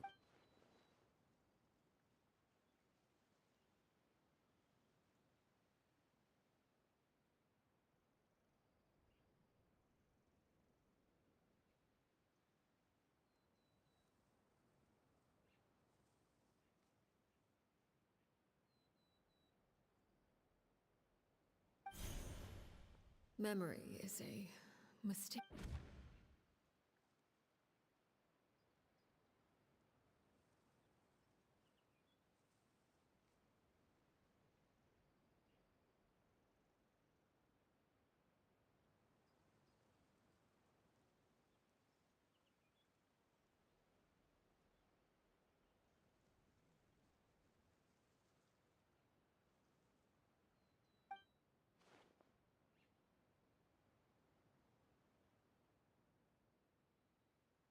So, you're just letting... You misunderstand. Memories are extremely important. Once consumed by flame, the version of you standing before me will die, and our secrets will die with you. So no, I don't intend to just let you go, because the person who survives will be nothing but a stranger. Even so... I'm sorry, Father. I'm sorry I let you down. But I really... Don't cry, Filial. You haven't left the house yet, so there are still rules to be followed, yes? Remember what I taught you. Anger makes you impulsive, sorrow causes you to waver. Don't let yourself be controlled by your emotions. Of course. Dry your tears, and go pursue... Yes, Father! Chaplot, Fultz, I prepared 3 extra vials of bottled flames. As for whether to take them, the choice is yours. Goodbye, children. The next time we meet, I will no longer be your father. Thank you for all you've done for the house. I hope you have bright futures ahead of you.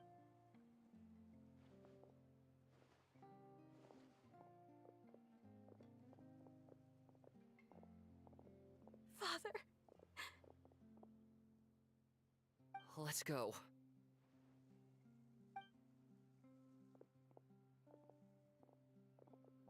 Here, grab my arm, Lemmy. Thank you.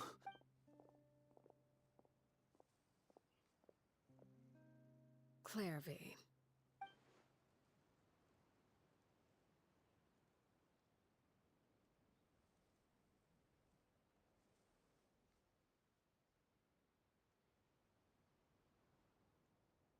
Can we talk now? You really are Perry, aren't you? Wait, did I... Neither. You died, Clairvy. That's what happened.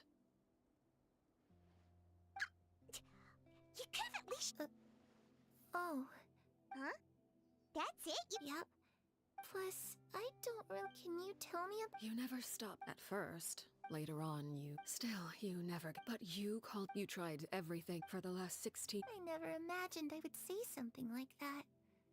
I must have been feeling really, but somehow, I still think I understand. If I could do it. Is that so? But as the head, it's something I discuss. Of course. That's more than enough. That's exactly the kind of life I was fighting for. You know, Perry, I think you're a pretty amazing king, and a really great father, too. I'm really happy that you're the one who took over the house. I guess I do have one regret, though. I still haven't seen the outside world. Well, it just so happens that our dear guests over here have been to many nations and traveled to countless places. Really? Of course! You know, playing the lute... I was always too afraid to skip Mother's fighting, but at the academia, I bet you could do all sorts of secret things in class. Things that have nothing to do with study. I'm just kidding. Being able to study whatever you want without having to fear for your life actually sounds pretty great. Those yokai you mentioned, what do they look like? I once saw a drawing of this one guy with horns on his head and a super scary face. Are there any yokai like that? Oh, sounds like you're talking about an Oni. Yep, we've met one, and let Paimon tell you, they're not nearly as scary as they look. So is a clown. So is the talk about the land. Ah, that's where Mora comes from. I never knew that before. If I had some Mora, I would buy 3 new dresses. One for me, one for Perry, and one for Mother. It's just too bad Perry doesn't like wearing dresses. And Mother, well, she probably wouldn't accept something like that either. I guess I'd just have to keep them all for me then. I could wear a different one every day.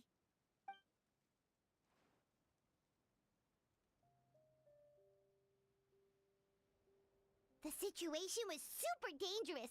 Lenny and Lynette were accused of committing a crime, and they were going to have to stand trial at the Opera Epicles. Oh no! That must have been hard for all of you. What happened next? Don't worry, we were able to turn the situation around super quick. Thanks to Detective Paimon, of course. How'd you do that? Come on, tell me. Okay, so it was like this. After the failed magic show, we rushed to the scene and...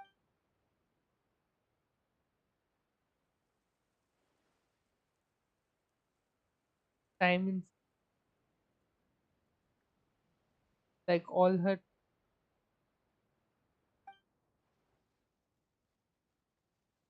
this is first time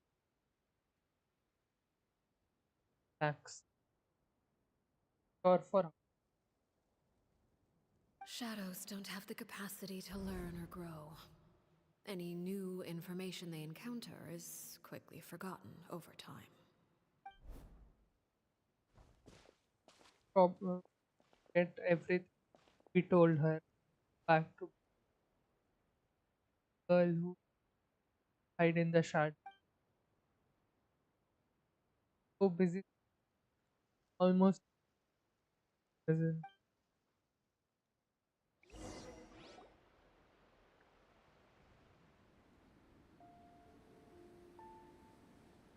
Clairvy, you've worked tirelessly from the shadows to overthrow the House of the Hearth.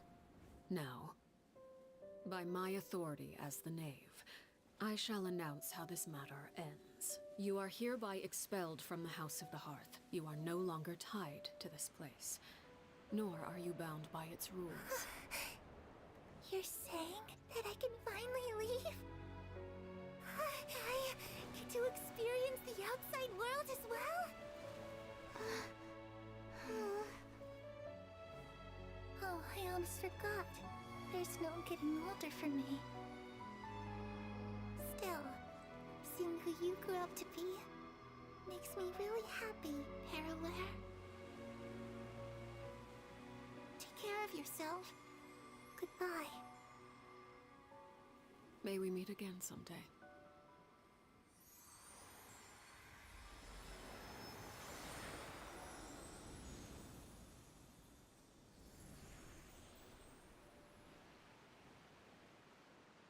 Clairvy. She left so soon. Paimon didn't even get to finish her story. I also have certain sentiments left unsaid. I wanted to tell her that the aurora I saw in Snezhnaya was just as beautiful as the ones in the pictures. But a shadow's memories reset at dawn. Had we delayed any longer, we wouldn't have had the time to say goodbye. Whatever regrets may linger, let them be lost to the coming of a new day. Father? Is coughing? It's Linny! Hey, Linny! Curse? Child was coughing? Coughing up. Fighting? That's supposed to signify Let's go check it damage? out.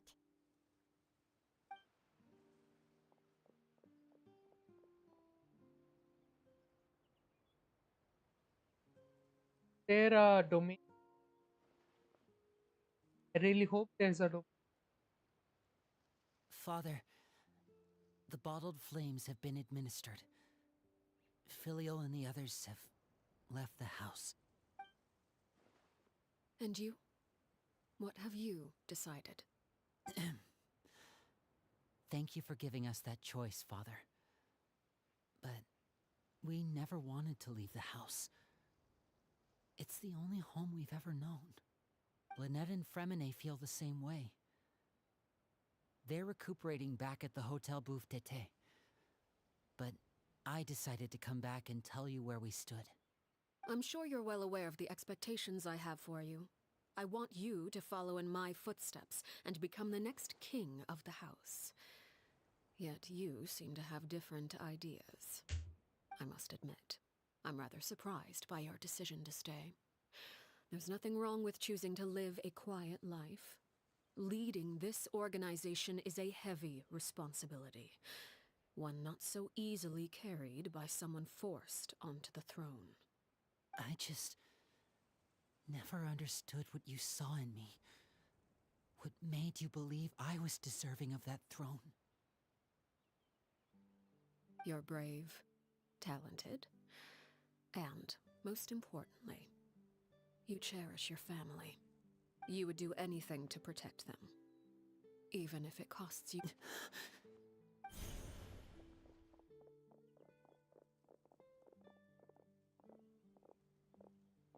Speaking up back there was so brave of you, Linny. It's all thanks to you that we were able to convince Father to back down.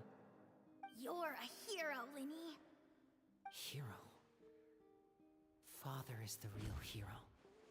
Had Father gone all out during the duel, there's no way I would have walked away with my life. She must have had it all planned from the beginning.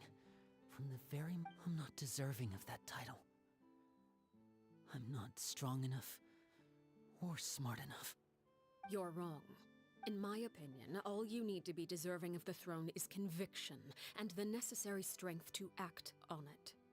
We may have different ideas of what it means to be a family, but you can hardly be said to lack conviction. What you truly lack is strength. For someone of your talent, though, that's something that will come with time. Even without that strength, you still chose to face me in a duel, even though the odds were stacked against you. That capacity to honor your convictions is what I truly see in you. Father. No one knows what the future holds, what tragedy or triumph may be in store. Being at the head of this organization requires the strength of will to face whatever comes. Caution will only hold you back. If reaching a certain standard were required to go after what you want, I would never have succeeded in killing my predecessor. Back then, there was still a considerable gap between our abilities. Strength may decide the ultimate victor, but those who let a lack of strength dictate their decisions or undermine their convictions will never be worthy of the throne. I understand, Father. Thank you. Children must grow up to surpass their parents. Only then can a family continue to flourish. The road ahead is not an easy one, so I'll ask you one last time. You've done so much for me, Father, and that kindness must be repaid. Plus, with Project Stuja at hand, there are many dangers ahead, and I, for one, don't intend to back down. Protecting my family at all costs. That's my conviction. Then you're welcome to stay. As for Project Stuja, you need not be too concerned. If those cowardly businessmen and heartless dignitaries try to take us down, I'm prepared to teach them a lesson. Having members who longed for the light was our organization's last weakness. With those members no longer among our ranks, the House of the Hearth is like a spider hiding in the shadows. We need only wait for our prey to come to us. At present, our imperative is to use their plan to our advantage. In doing so, a crimson moon shall rise amid the frigid blizzards of winter.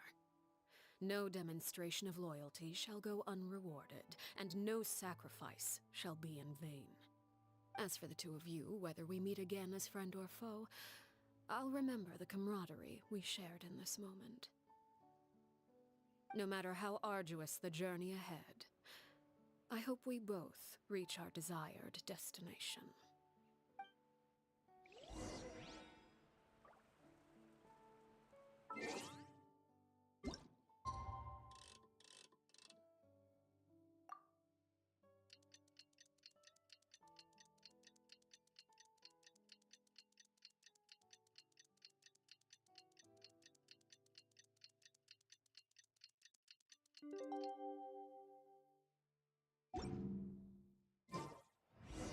Didn't Linny say that Lynette and Freminic...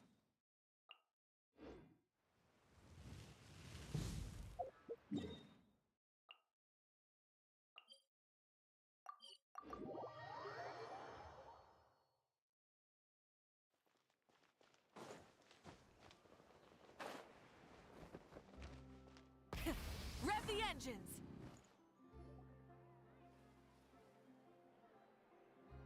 Lynette? Fremine? How are you feeling? Much better. Whew, what a relief! What about you? Are you feeling alright?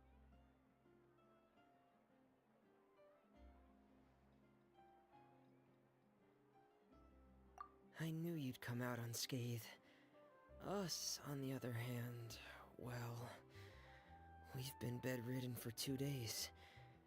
I couldn't even turn over. Oh, and I wanted to ask, is Clairvy gone? Linny and the other members have left Poisson and returned to the House of the Hearth. I see. I'm glad. Father came to check up on us 2 days ago and told us about what happened with Crucibina and Clairvy. Actually, I've met Crucibina before. Wait, what? You've met the former Knave? Crucibina died a year after Clairvy. It was during the year between their deaths that I joined the House of the Hearth. Crucibina had an extremely cruel and radical way of doing things. While she was alive, the atmosphere in the house was suffocating. When I joined, though, the experiment she valued so much had already come to an end, and all the people involved, dead and injured alike, were gone. Crucibina never talked about the past with us newcomers. A couple of months after I joined, Father killed Crucibina and burned all her files. With that, the names of all the people subjected to her experiments, Clairvy included, were lost to the flames, along with the painful memories they represented. Father took in Lenny and me a couple months after that, but she never mentioned anything about Crucibina or Clairvy. It really seems like something she was planning to keep to herself. The last time you talked to her, did she mention why she kept it a secret for so long? She said she didn't want us to be affected by the darkness of the past. The foundation of... That's what Father... But I still thanked her if Father hadn't taken over. Father rarely brings up the fact that she saved us, but we may have arguments. Whether the path... So I wanted to say... Oh, we didn't do anything, really. Of course. Are Filial and Nantoy okay? I actually saw them at a cafe this morning. They didn't recognize me. From what I could tell, they were drinking coffee and talking about one of the operas that started running recently. They seemed happy.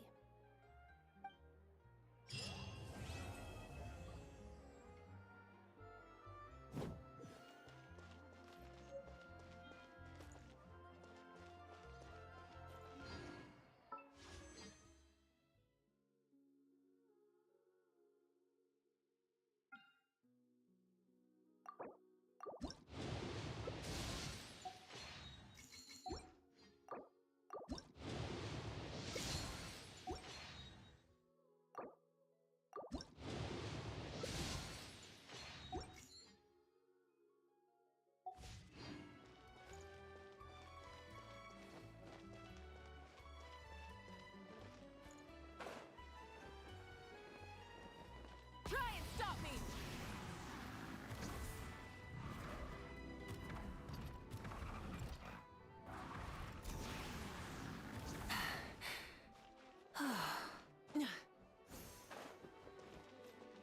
Full throttle!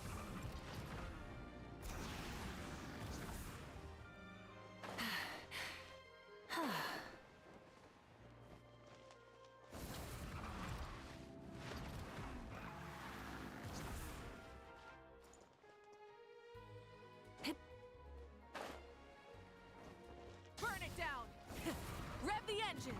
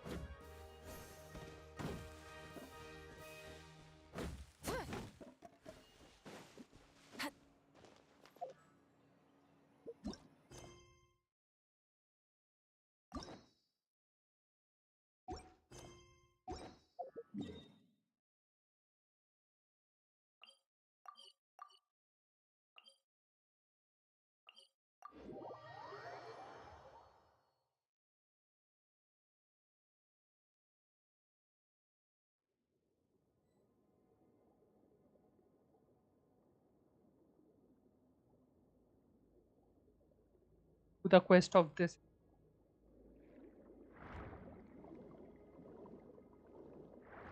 cat down.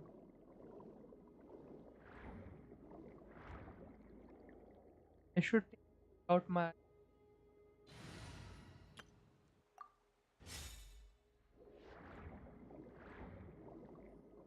cat sim.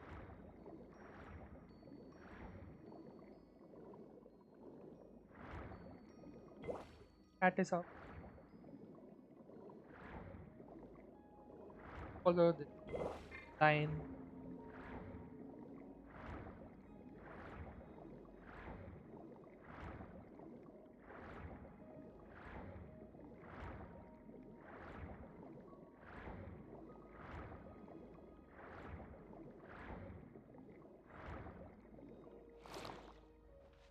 I have to this it.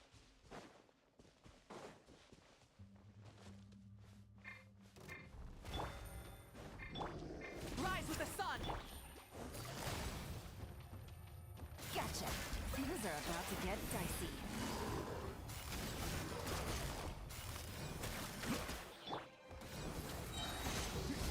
Wrath from the sky! Time to buckle down.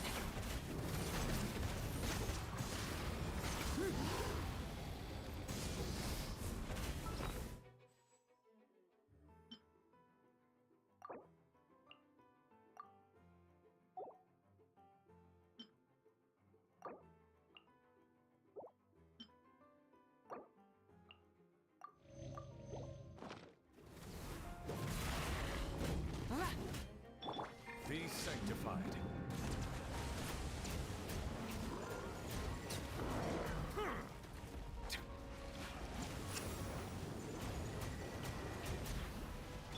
Burn it down!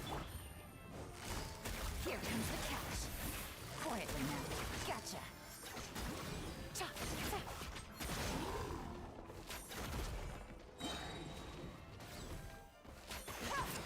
Settle down.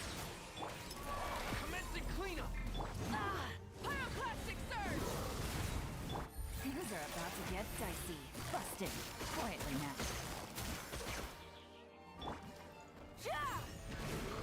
Light it up!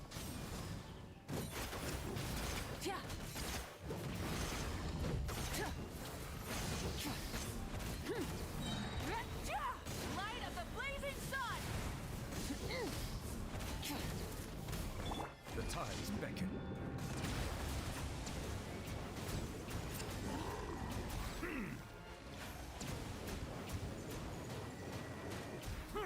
Silence!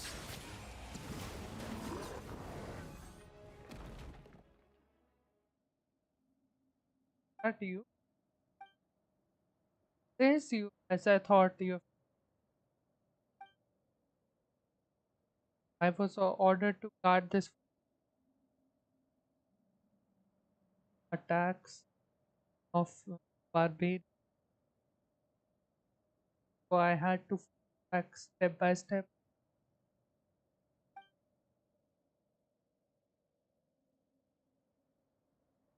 What tides?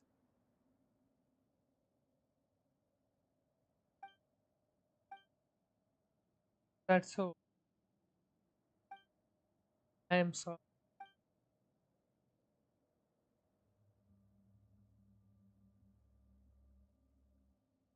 I had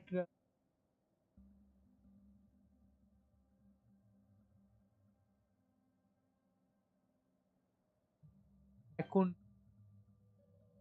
S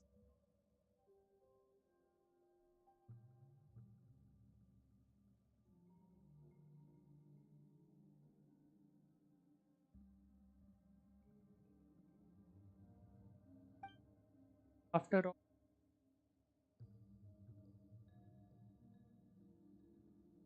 and if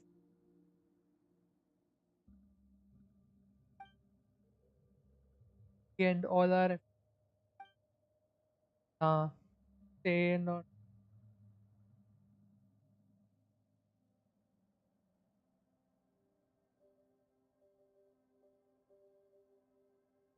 challenge of prophecy.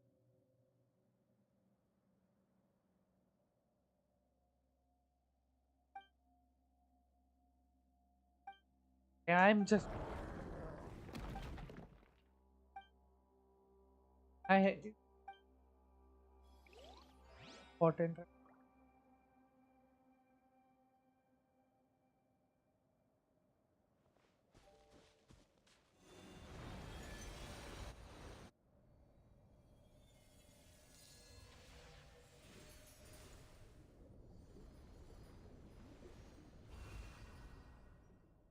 Think after I talked and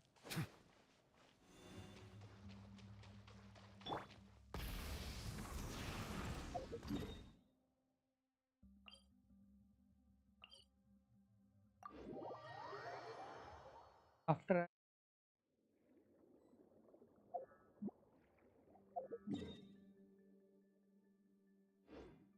Oculus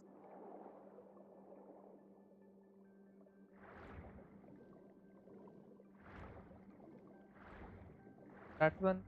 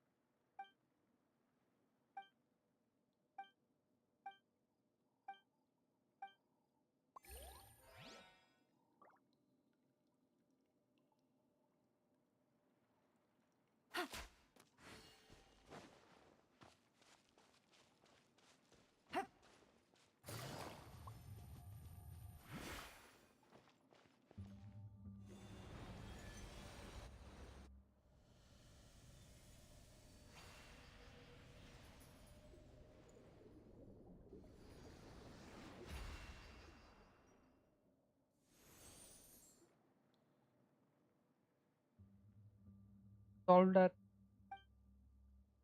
That means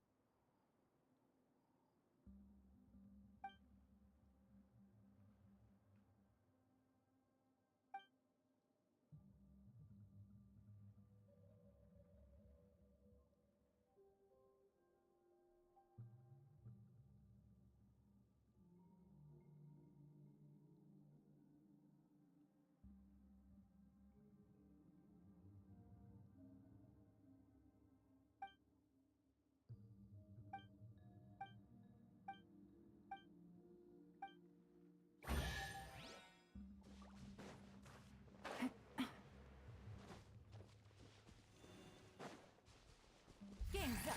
I'm Fight's over.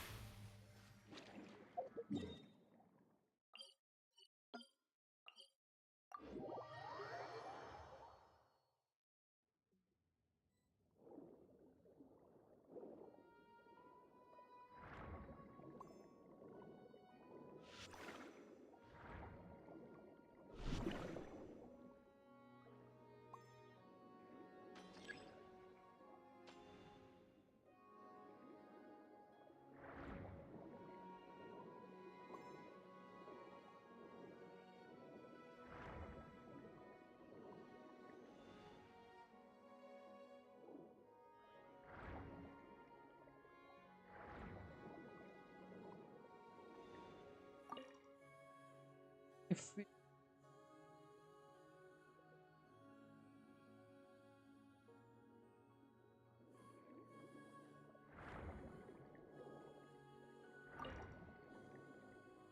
get rid of those strange power of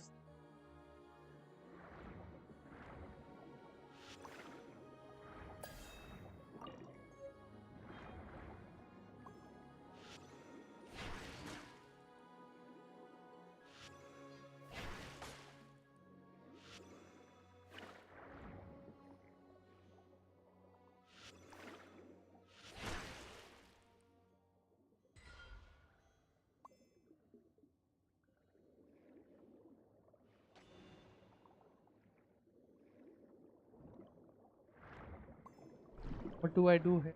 Kind of confused.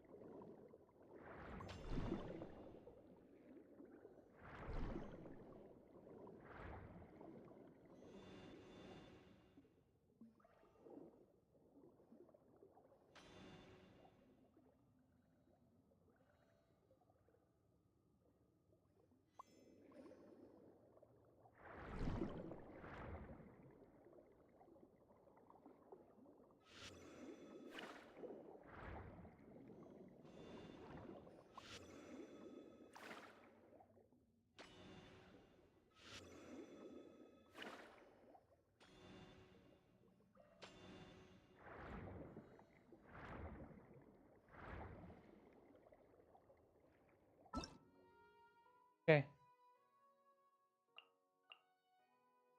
This this algorithm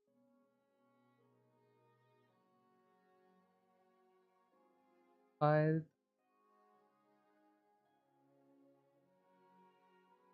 into the power of the octopus such that it can affect.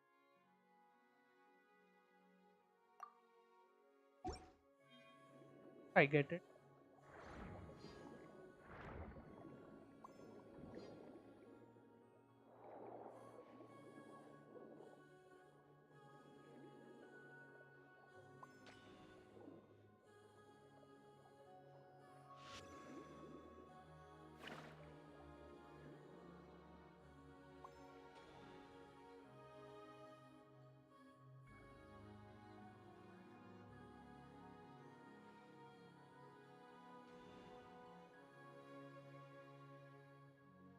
Come to me.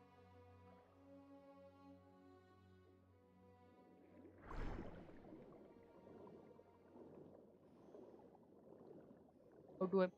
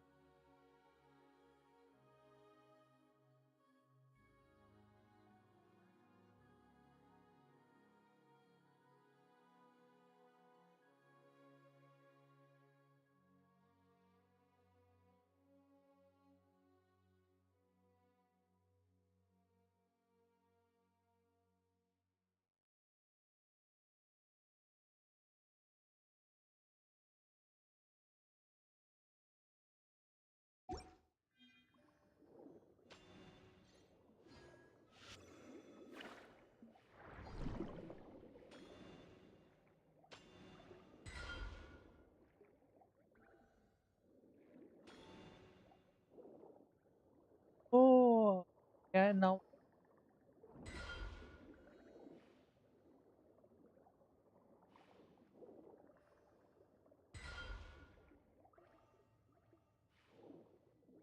all of these are active. And now I get it. Finally, it took me so long.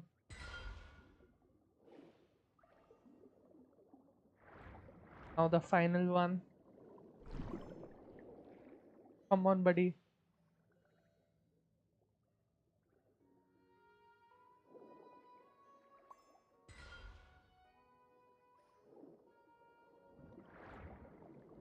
Yes!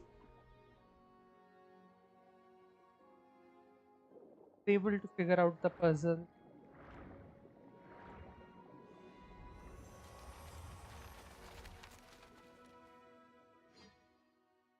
Gosh.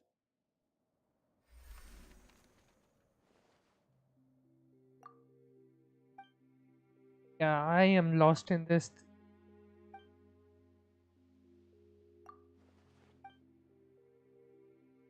Brush it off. Yeah, yeah, blah, blah, blah.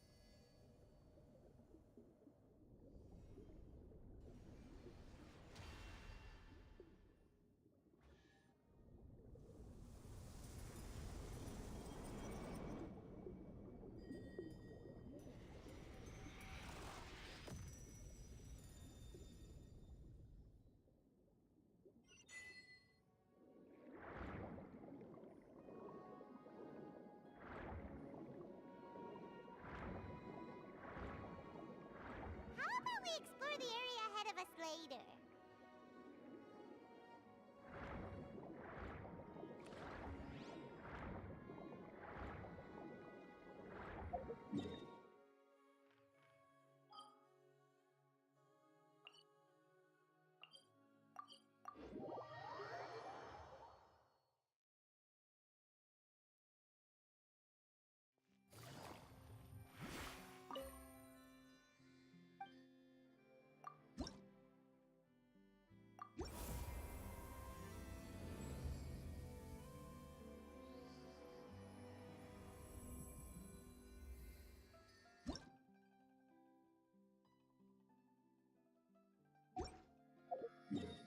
The fountain.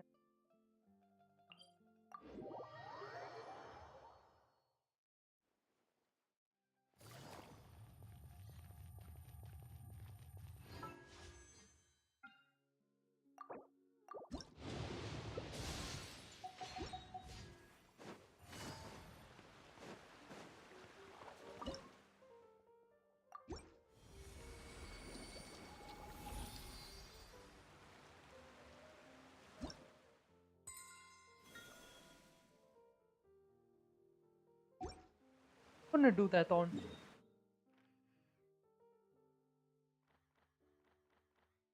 I can just get 30.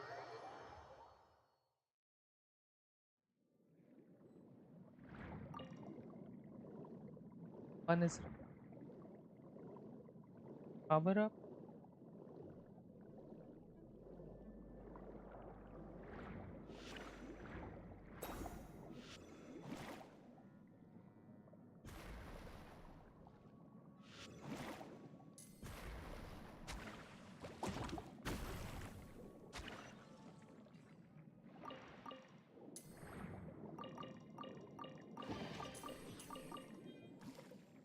I get. And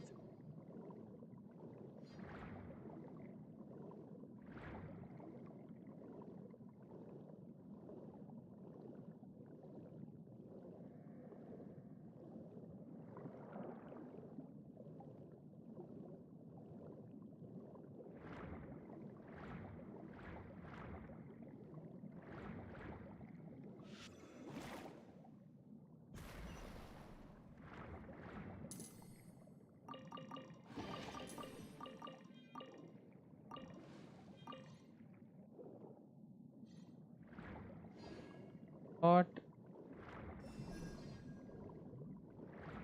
Get this.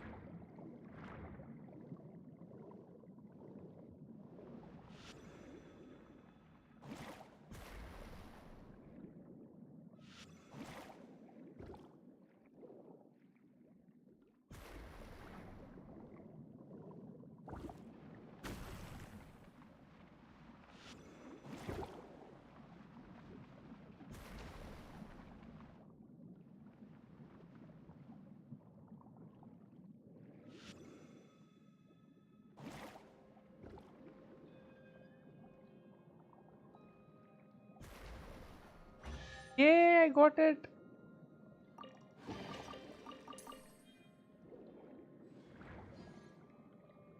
That makes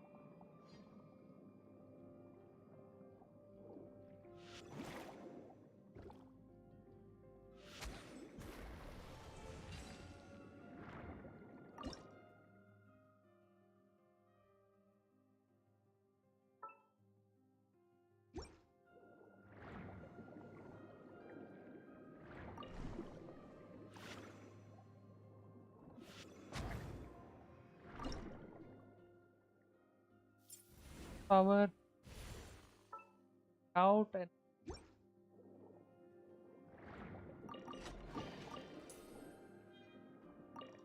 that is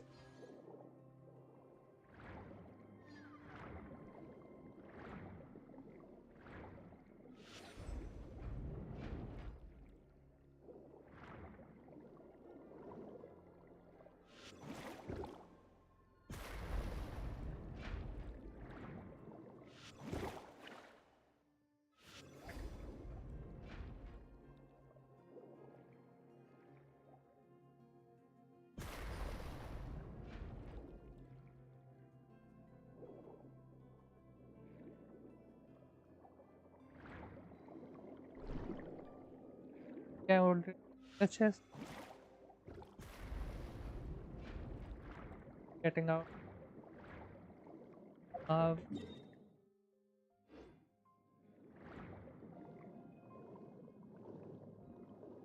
that's something that looks like some a chest near.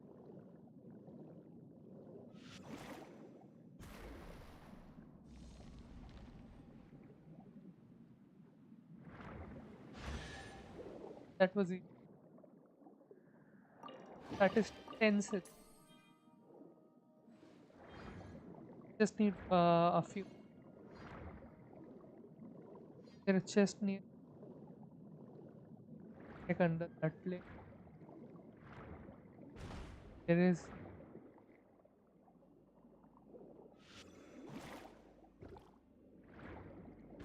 this.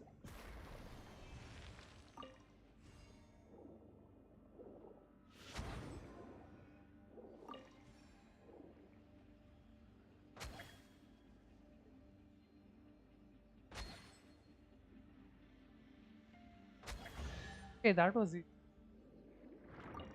That is else.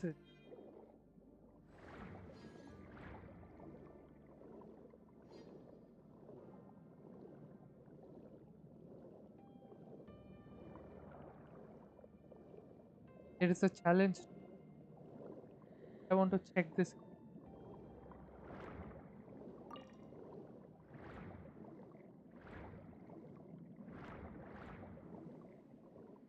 There are some crabs and there is a. There are two chests. Thank God I checked it. I need to break all. That will do. Yes. That is 14 sigil.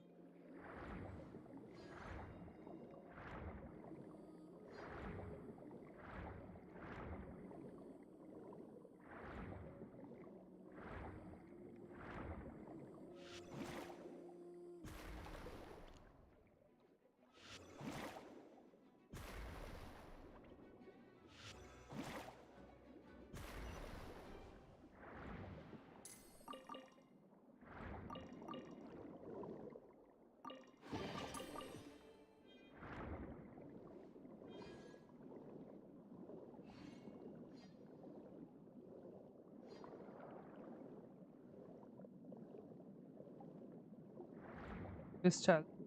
Oh, I found it. Yes.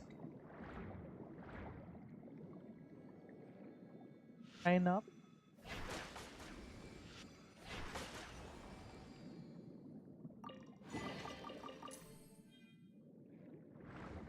Check other area. Challenge. I have to explore any potential. How about we explore the area ahead of us later? How about we explore the area ahead of us later? Yeah.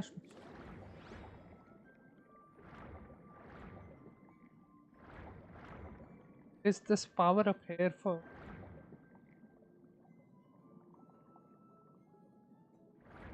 Yes.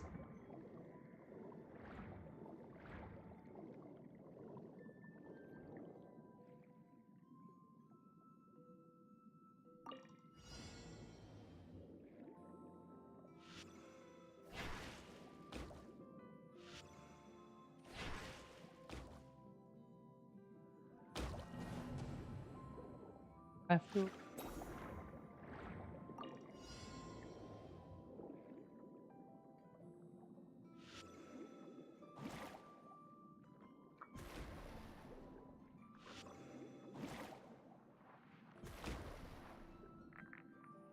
Hard.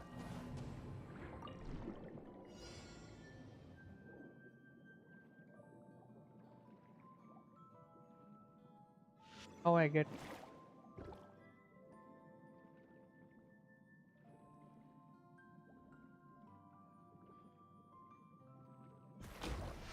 I got it in one. Let's go. I get it. Yes. Started. Why advanced one?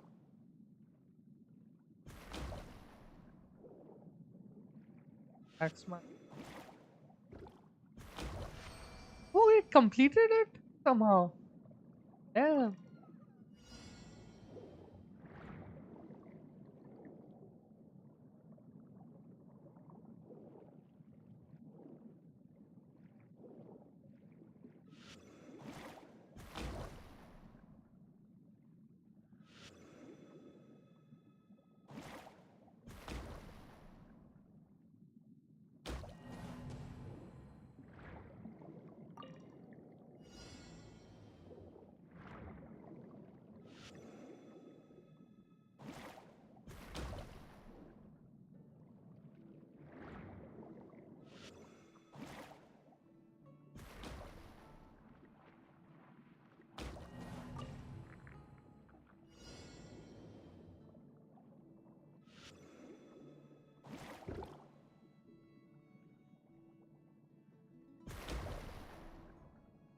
That was a fun.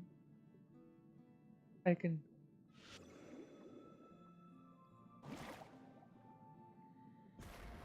Yeah.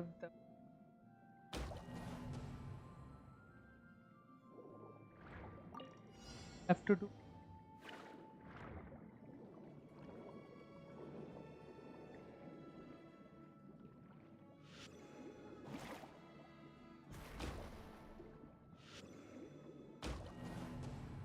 The hell?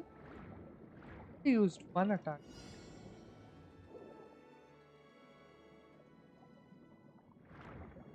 What is this? Oh, okay.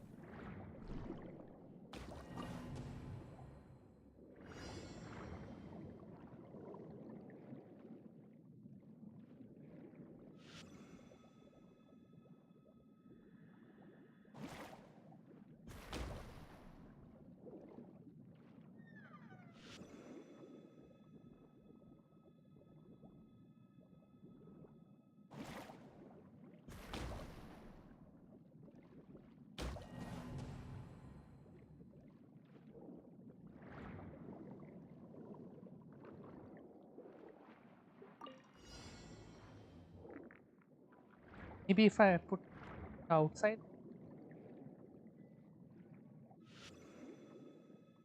there. Oh, it lot of area.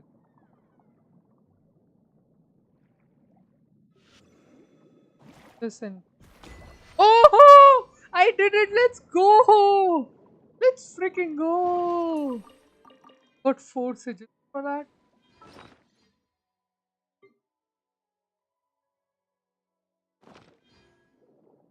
6 more.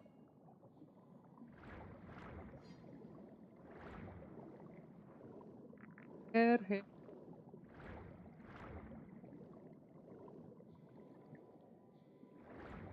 Check my chat.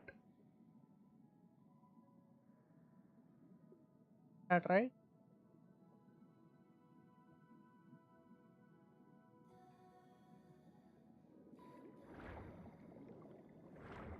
Let's go that.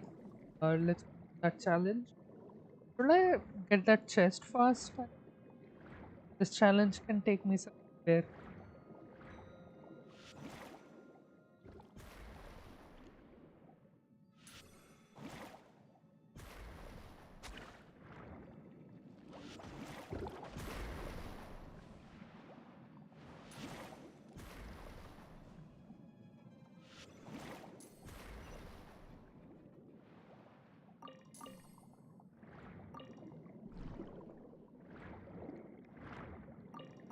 5.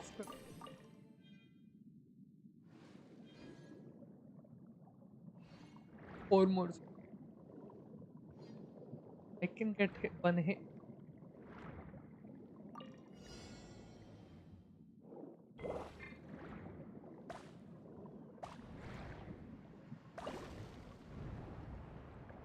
I just need crafted.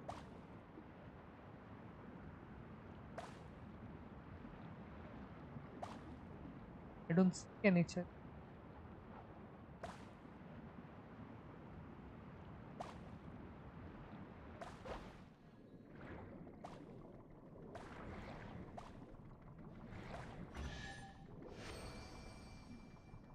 Oh, I see.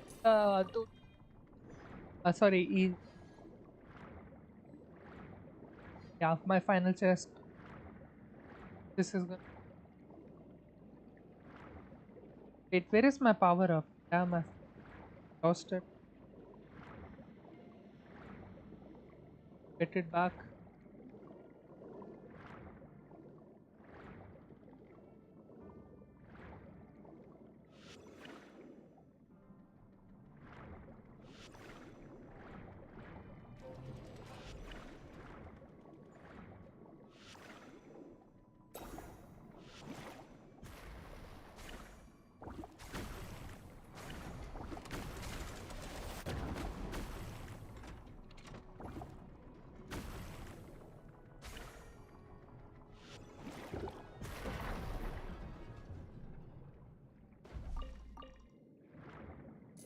Now I can go. By the way,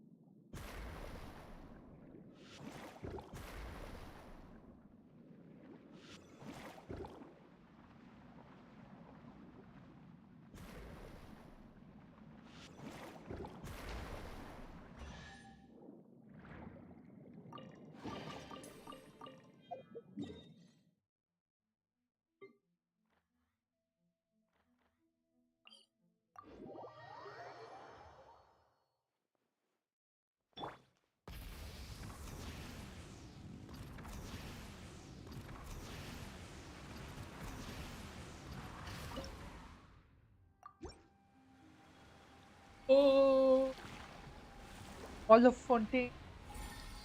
Oh, F.